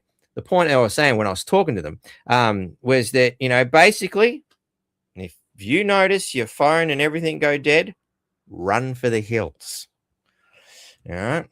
There's nothing that can be done. And what was the other thing he said? You know, all this wonderful technology around, all these tanks and all these fucking big installations. Yeah, that might have worked a few years ago. Now it's just drone fodder. And, you know, any vehicle like an APC, armored personnel character, is drone fodder. You're basically putting all your troops into one spot for a drone to take out in one hit, you know. And we've anybody who's monitored what happened in Ukraine, you can see that. You notice they've stopped reporting about that because it really doesn't look good for them. Wearing more shit than a faggot's finger. And you thought fucking Elbow at the Mardi Gras looked bad. Jesus Christ. Not even he could possibly save us. Sips. That's assuming there was such an entity, you know. It'd be nice to think of such a thing, you know. It's in the realm of possibilities. But anyway, so the government is facing mounting pressure for answering after 147 drone breaches were recorded at Australian Defence Force bases across the country in just 1 year. Department of Defence data shows incursions have surged from 21 in 2022-23 to 60 in 2023-24. So you can see a progression here. Oh, we got away with that. Oh, we can get away with this. Now 147. What else can we get away with? Like, shouldn't the first 21 in 22 and 23 been a little bit of a, we better do something about this, guys? Shouldn't that have been a signpost? I'm sorry, but national defense should be of our utmost, scrutiny. It should be a very high priority for any nation. I mean, pick up a history book again. I know I keep saying it, but it seems like people don't know what they are. The dramatic increase was exposed after multiple unidentified drones. Look out, unidentified flying object. entered restricted airspace above RAAF base Williamtown near Newcastle between July 11 and July 13. And I must say, we've got some really good security protocols around here in Townsville, right? So we've got this military base, and it's right next to a mountain. And you've got this wonderful little tourist road that you can go up. And all around there's signs that says, don't go in there. Live ordnance could be around. To me, that's a good enough, sign. I don't want to find a landmine or unexploded fucking piece of ordnance around that, I just happen to find a way to make it explode. I don't really want to do that. Not to mention the terrain looks pretty rugged. But you wind around this road, you get all the way at the top of Mount Stewart, and up there it says, don't fly drones. And I think there's like maybe 1 or 2 cameras. Security plus. Well done, guys. Anyway, the base houses many of Australia's F-35A Joint Strike Fighters, among the most advanced military aircraft in the world. So advanced that they told you about it. Defense personnel reportedly observed a swarm nearly near the facility's north gate, but the drones were not shot down, and authorities have not publicly identified who has operated them. And as I've been informed, I don't know about that particular base, but I know the bases around here do not have live ammunition, which is very concerning. What the fuck is the point of a military base that does not have fucking live ammunition? I kind of feel you need that to shoot the bad guys. At least Rambo did. Maybe he didn't. Let's face it. It was a movie. They were blanks. But you know what I mean. Shadow Minister of Defence Industry and Personnel Philip Thompson, OAM, called for an urgent investigation. Yeah, because that shit fucking worked so bloody well in the past, hasn't it? I mean, how many years? 4 bloody years. And he finally pipes up. Jeez, he's good. He's bloody good, good old Philip Thompson. Look, he may be a relatively nice guy, but let's face it, all politicians are really nice to your face. They always are.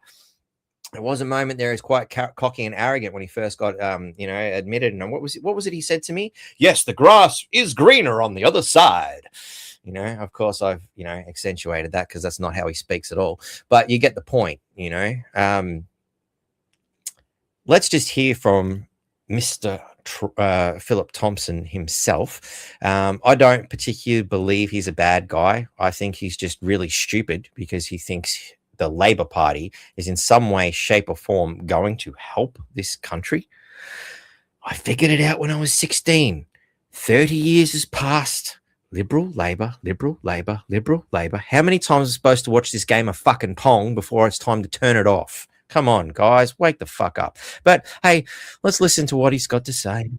This morning for our top spy agency to launch an investigation after revelations we had almost 150 security breaches in the restricted airspace above our nation's Air Force bases. That's just in a single year. It comes after a report earlier this week that drones were spotted above a base in Williamtown, New South Wales, with defence personnel told to shut the blinds to prevent intelligence gathering. For more, we're joined by Philip Thompson, former soldier in the 1st Battalion.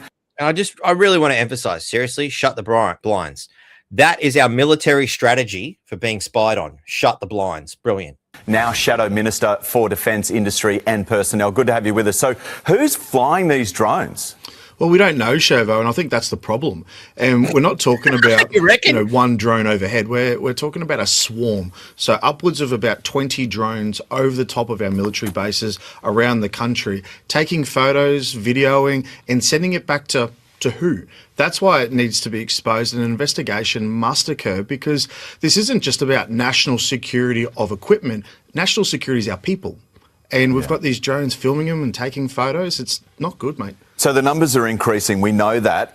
So are the popularity of these drones, right? So could this be written off as, teenagers in the area accidentally crossing over these lines and it triggering some sort of warning system?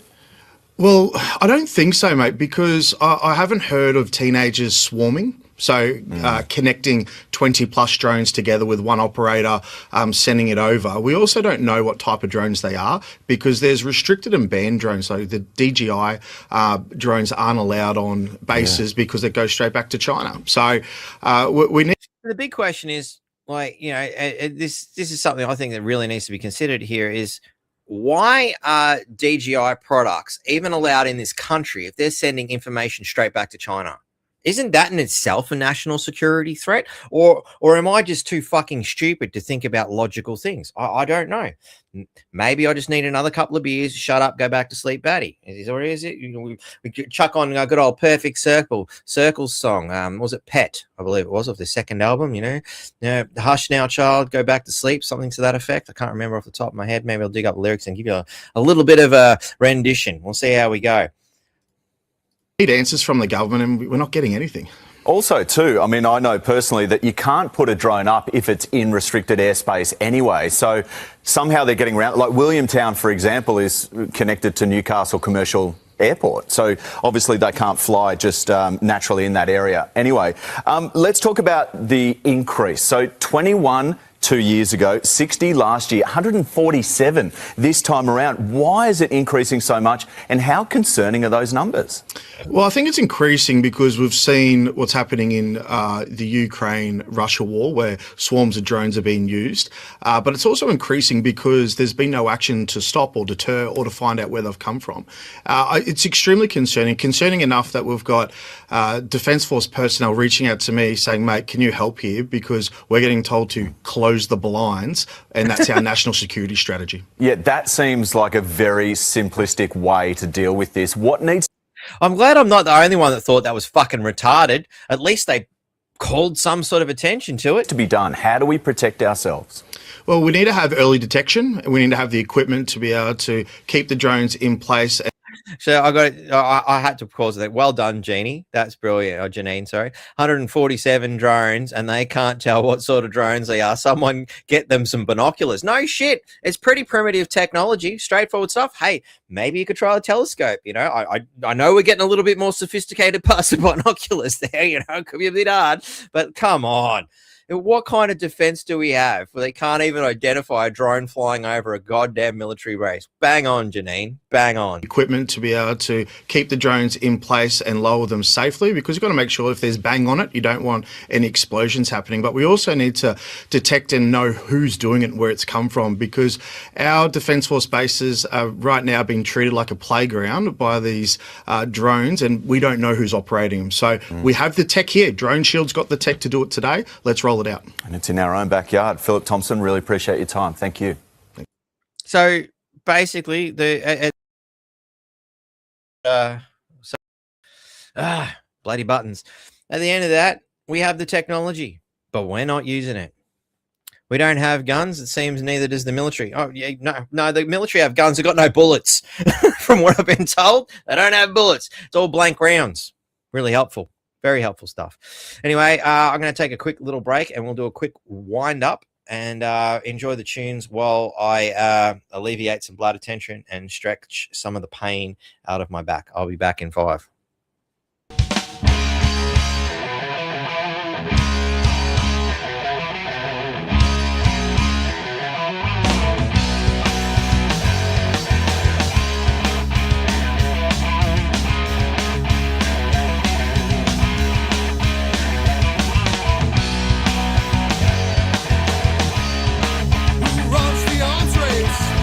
Shout JFK, who funds the warlords?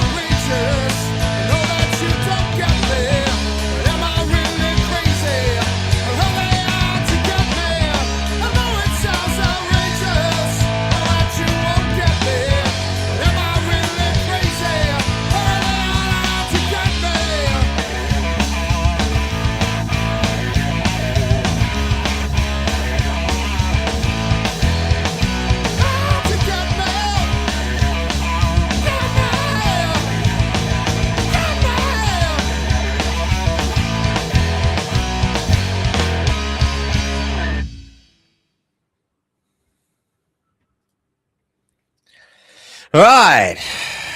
Fine art dealer. Wonderful work, wonderful blokes, good friends of mine. I really love in some ways to go back to those days where we're all rocking and rolling and partying together, but there's a good chance if I had continued down that path, I would not have survived. But I'm still alive today, and we had a lot of fun. And fuck, I love that song, and I really that was what I did during Convid 1984 was conjure up the film clips like that. So you got some tunes out there and you need somebody to help you put some fucking videos to it, please drop me a line, because I am broke as a fucking joke. Actually, as broke as a Husey joke. You know, just to keep the theme rolling for the day.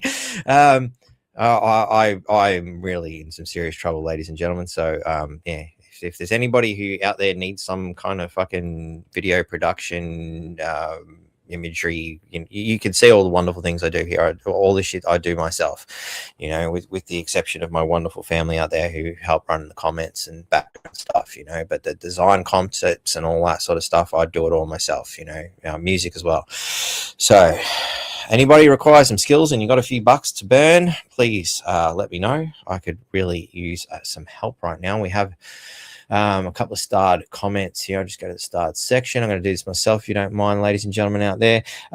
Look up 7+ and the Spotlight program. Liam Bartlett did a story regarding security around our military bases. It's mind-boggling at how vulnerable Australia is. Look, man, I don't know that I even need to do that. I know enough people in the military to be very, very concerned. I can tell you that.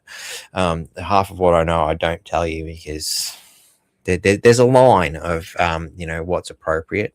You know, I don't like to put people in trouble, because some of the things I get told sometimes could get some people into trouble. So who is going to do lives on Friday nights while Batty is away? That's a good fucking question. I don't know. I might do some sort of pre-recording sort of thing. It's just I can't run everything by myself, you know, especially not in the current state that I'm in. You know, the pain really does take a lot of my mind away. You know, in order to sit here and do this, although I'm dulled with medication, which doesn't help, it's always there. And I still have to put a lot of my mental power into turning it off. You know, it's one of those things I kind of learned with martial arts and stuff like that, is to turn pain off. And, you know, again, it's not one of those things. I kind of learned it from watching Rambo at an early age too. You know, it's just something you can turn off. And with practice, you can do that. The unfortunate side effect is after 2 years, the body turns around and says, fuck you, I'm going to make you listen. You know, and that comes with all sorts of consequences that I'm currently experiencing. So that said, I might do some pre-record sort of things here and there just to keep the platform active. But as far as the journey I'm on, that needs to be on a private platform, because it's not something for the public. At least it's stuff I'd like to share, but it just I'll leave it at that. It's stuff that I'd like to share. I just can't right now. So, look, thank you very much to everyone there who's been watching and supporting over all these years. Unfortunately, the podcast hasn't gone the direction I've really wanted it to. I was really hoping to inspire the people to sort of step up and find, hey, this is a comfortable, safe place that we can go and talk to people, you know, get our ideas out there and whatnot. Unfortunately, it seems bravery is somewhat lacking in our society at the moment, and I don't see a blame. I don't hold people against, you know, for not having that bravery. But as a message came through the other day, you know, because obviously some of the things I'm going to face on a more personal level do require a great deal of strength at this particular point. And I've had a lot of things come through, and I'll probably explain it more on the private side of things, but there is one very important thing that I think is important to share with everybody, you know, during my, you know, can I do what I'm about to do, you know, and that was bravery isn't not being afraid. Bravery is being afraid, but doing it because you have to, or you need to, or, you know, for whatever justification. You know, basically bravery is still being afraid, but doing it anyway. And there's many a time I've had to do that, Many a time, we've all had to do that. Every now and then you get faced with that choice. You get faced with the choice of stand, where especially ultimately it triggers fight or flight. Either you run or you stand and fight. Now, stand and fight isn't 100% just as much as run away isn't 100%. You've got to pick your battles, and life experience will tell you that. If you're lucky enough to survive the first couple of experiences, you get to sort of learn from it, hence pain. Yeah, that's the big one. Being afraid is doesn't mean you're a coward. Bravery comes from being afraid and still doing it anyway, much like what I'm doing here today. I'm in constant fucking pain. I'm drugged up. I'm washing it down with alcohol, but I'm doing it because I feel it needs to be done. And in a lot of ways, it's also my personal therapy session. This is me venting because the anger does build, and someone like me shouldn't really have that kind of anger because it's dangerous. I need to be in control all the time. It's very important. I guess that's a statement about me in a lot of ways. I do feel I need to be in control in a lot of ways. It's something I fucking, and I don't like not being in control of my own life. And that's what I hate the government for the most, is for taking that personal control away,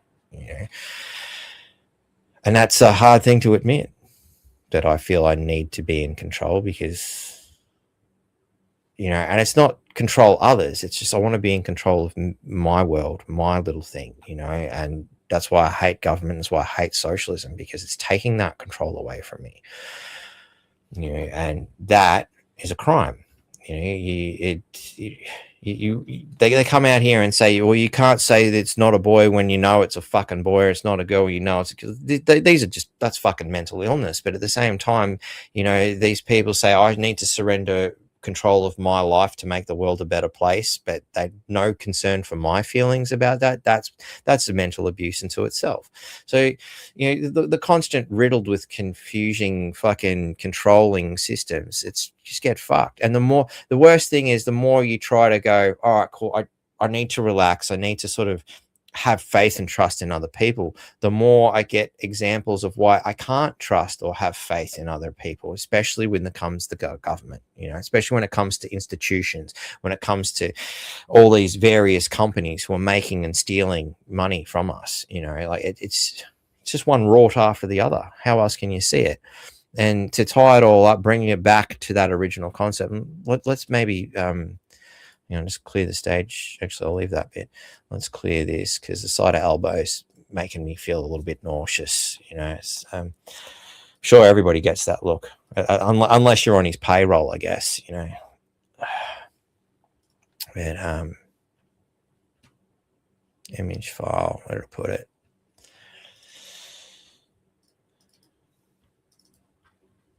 Nope, wrong file. That one. Yeah. Where'd that go? Oh, there it is. No. So that's the image I've created. And actually, you know what? There's actually a better one, because I've kind of cut part of it. Oh, it's going to be a bit dark. I had to color correct it because, AI still sucks. But the ultimate image really was this, Poly-Tics, parasites of power, and, thousands of years, the same game. That's fundamentally the kind of point that I was trying to put across, And when you look at that image, you can do, the important thing is, we've got the pharaohs, we've got all your different kind of monarchs. Like, we haven't got all of them, but it's just a basic broad array of the kind of controlling influences we've had since as long as history has been recording it.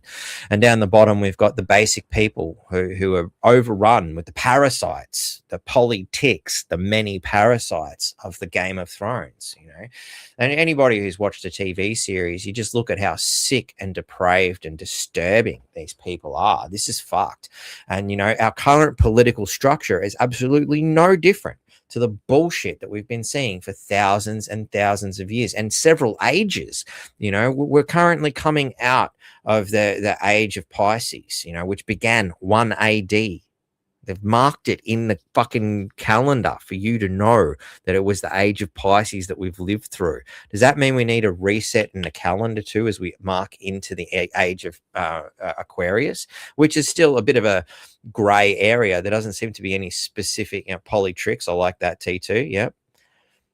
There is a Sepultura song called Poly-Tics. I didn't know that one, actually. Is that one of the more recent ones, or is that going back to Bestial Remains, really early sort of stuff? So anyway, what was I saying? So I used to be able to bounce backwards and forwards so quickly, but I'm really struggling these days. It's a bit of a problem. But anyway, I guess the other thing I wanted to bring in too was there's a lot of other shit that's going on at the moment. I mean, have a look at this. These are all the earthquakes and fucking actually that's the list of earthquakes. That's just earthquakes. Look at it all.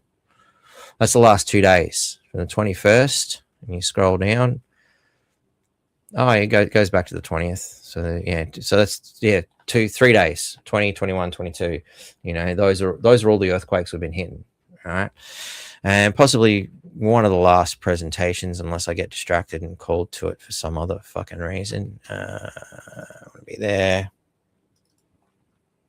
A little bit of Stephen Burns, I've mentioned it a few times in the past. I reckon old mate's got a pretty good fucking podcast and an astounding ability to take his geological understanding and compare it into solar activities and see the correlation. So let's have a couple of minutes here to listen to old mate, because I think he sums up quite a lot. And it's one of those things I find. Every time I'm having a bit of a hard time, someone points this sort of shit out to me. Welcome everyone, I'm your host, Stefan Burns, geologist, geophysicist, space weatherman. We've had a sequence of notable events today, August 20th, 2026. First and foremost, solar flare activity started to rapidly increase as a result of a new sunspot rotating towards Earth, facing and rapidly growing simultaneously. This is sunspot group 4513's blasted off 4 M-class flares in 24 hours, the strongest being an 8.1 M-class flare. Now, shortly after 3 of those M-class flares, including that 8.1, and actually occurring after all 4 of them, just a couple hours after that last and final M-class flare, as of right now, we had a magnitude 6.7 earthquake strike Peru. The Peruvians have this as a magnitude 7.2. Maybe they're going to update that figure, but what they post about when it first happened was magnitude 7.2. USGS values are magnitude 6.7. Fairly deep, 99 kilometers, and so thankfully it doesn't seem to have been that destructive. I looked for video online. This is the video that I found showing dust rising from the slopes of the mountains and the hills. I'm sure there's been some damage and things of that nature, but it doesn't appear to have been the most destructive because of A, its location, which is in the Andes way up there, and not too many people live in these locations, and B, because it was 100 kilometers down. And if you go by the USGS number 6.7, which is a big earthquake, continuing this global seismic burst that we're in, but it's not a magnitude 7.8 or 8.4 or something like that. So this is notable though, because this is the location that we forecast was going to very likely get an earthquake magnitude 6.5 or greater back on the 15th when we had the magnitude 6.9 strike Indonesia. The reason why is that part of Indonesia where the 6.9 struck is exactly opposite this part of the globe. So it's antipodal. And we see this ping pong activity back and forth with earthquakes often. It depends on where they're occurring. You need both sides in general to have active geologic zones. So plate tectonics, plate boundaries. You can have, for example, something that's antipodal to this part of the Pacific, let's say. Well, do you have a big plate boundary or huge faults here? Not really, so you're probably not going to see that relationship. But with Central America, let's just call this Central America. I know this is northern part of South America, but it's right there in the middle of the two Americas, all right?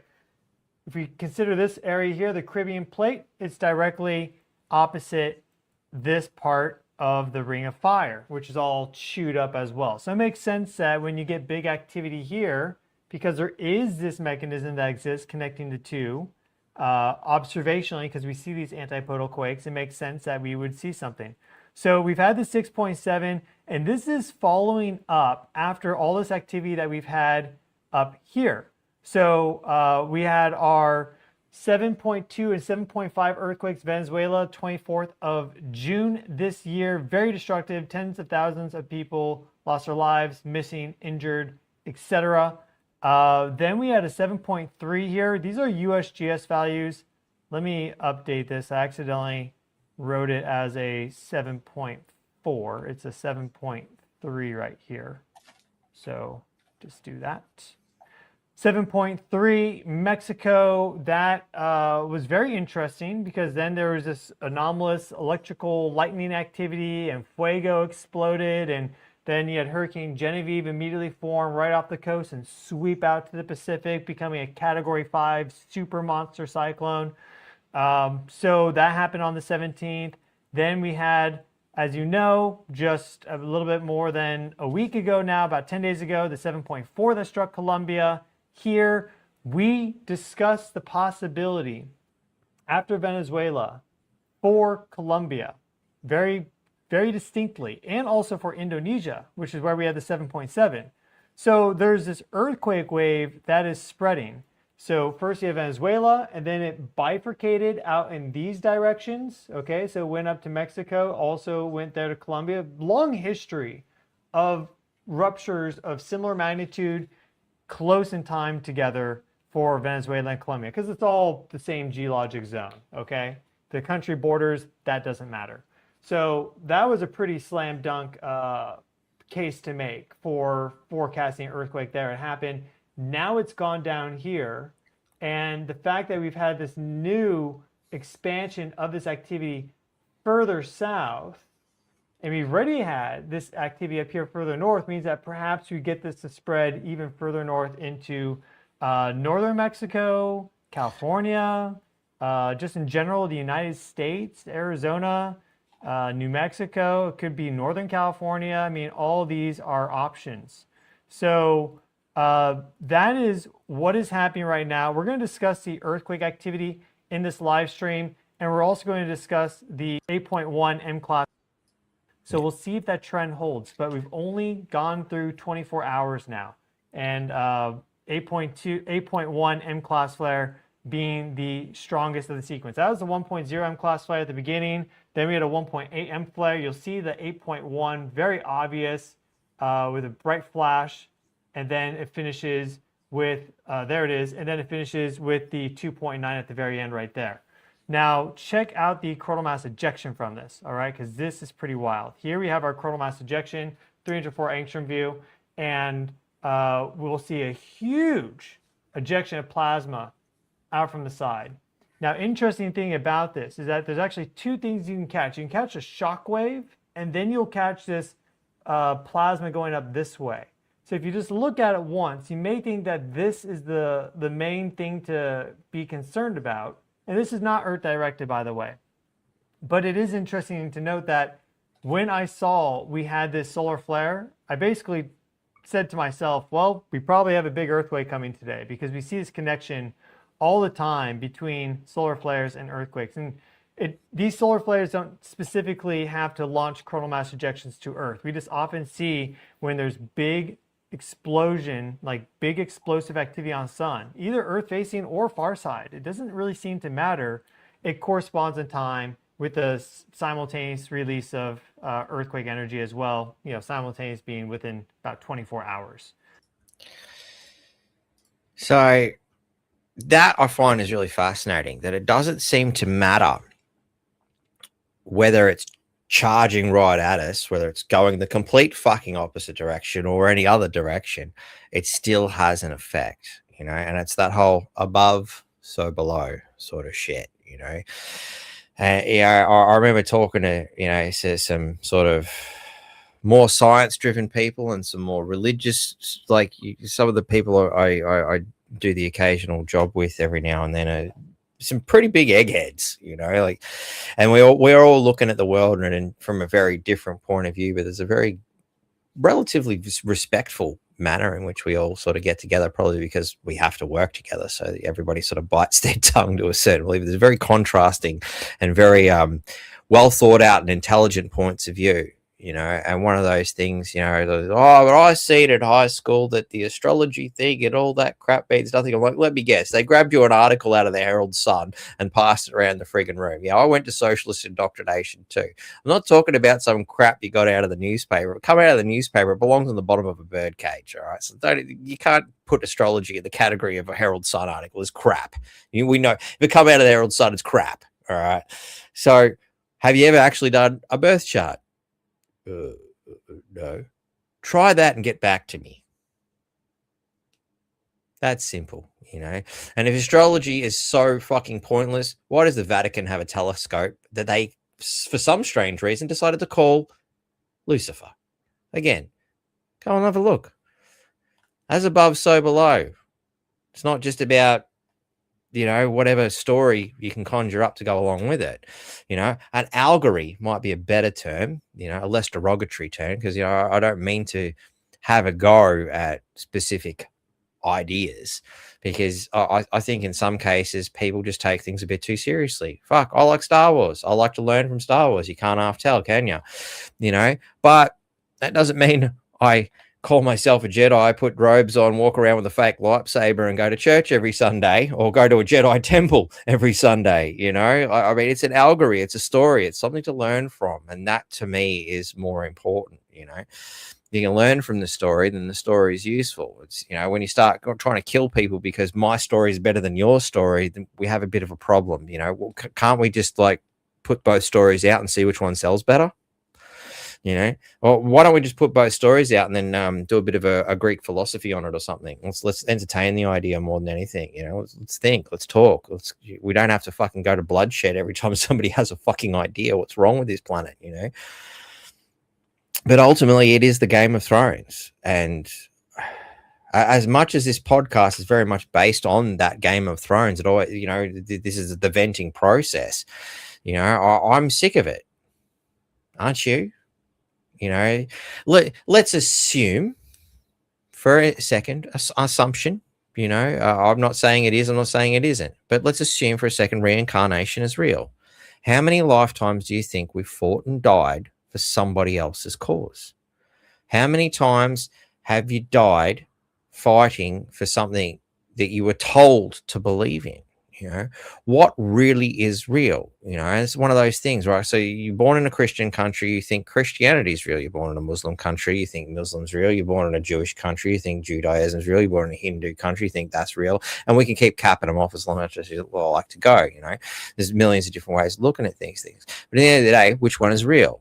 Is it just because that's what you've been told? You know, and I've said it millions of times, and I'll say it again. Biohazard. How much time do you really think on your own? That one fucking rang like a bell in my head in 1996. You know, how much time do you really think on your own? And that the first part is, well, how many of my own thoughts are my own? That's a really important one. You know, how much of the shit that you've spewed or said or even heard, how much of that is real?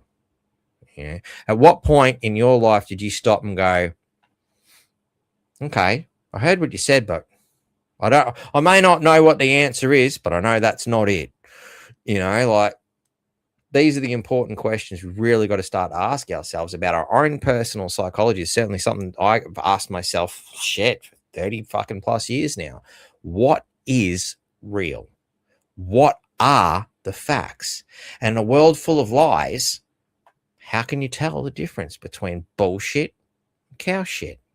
Well, you take the cow shit, and you hold it and you weigh it a little bit like this, and then you throw it up in the air. And if it doesn't come down, it must be bullshit. So, ladies and gentlemen, sips to you all. Sips to the wonderful, beautiful human being who granted me a gift that I wasn't going to have because I can't afford it. The taste of rum, the taste of freedom, yo ho ho, and a bottle of rum. as we sail the pirate seas. So I don't know what the future holds at this point. I don't want to make any promises because I don't really know. All I know is that whatever has happened in the future has already happened, because I'm feeling the ripples of it cascading back. So when next we meet, I don't know what is. I don't know what will be. Wish I did. But I guess that might take the fun out of it. Anyway, I hope you've enjoyed this babbling bogan nation twisting, turning of various ideas that dance through my mind. Sips to you all. You're all wonderful, beautiful people. Thank you all for your support over the time and the years. In case I don't make it, I'll see you on the other side one way or the other.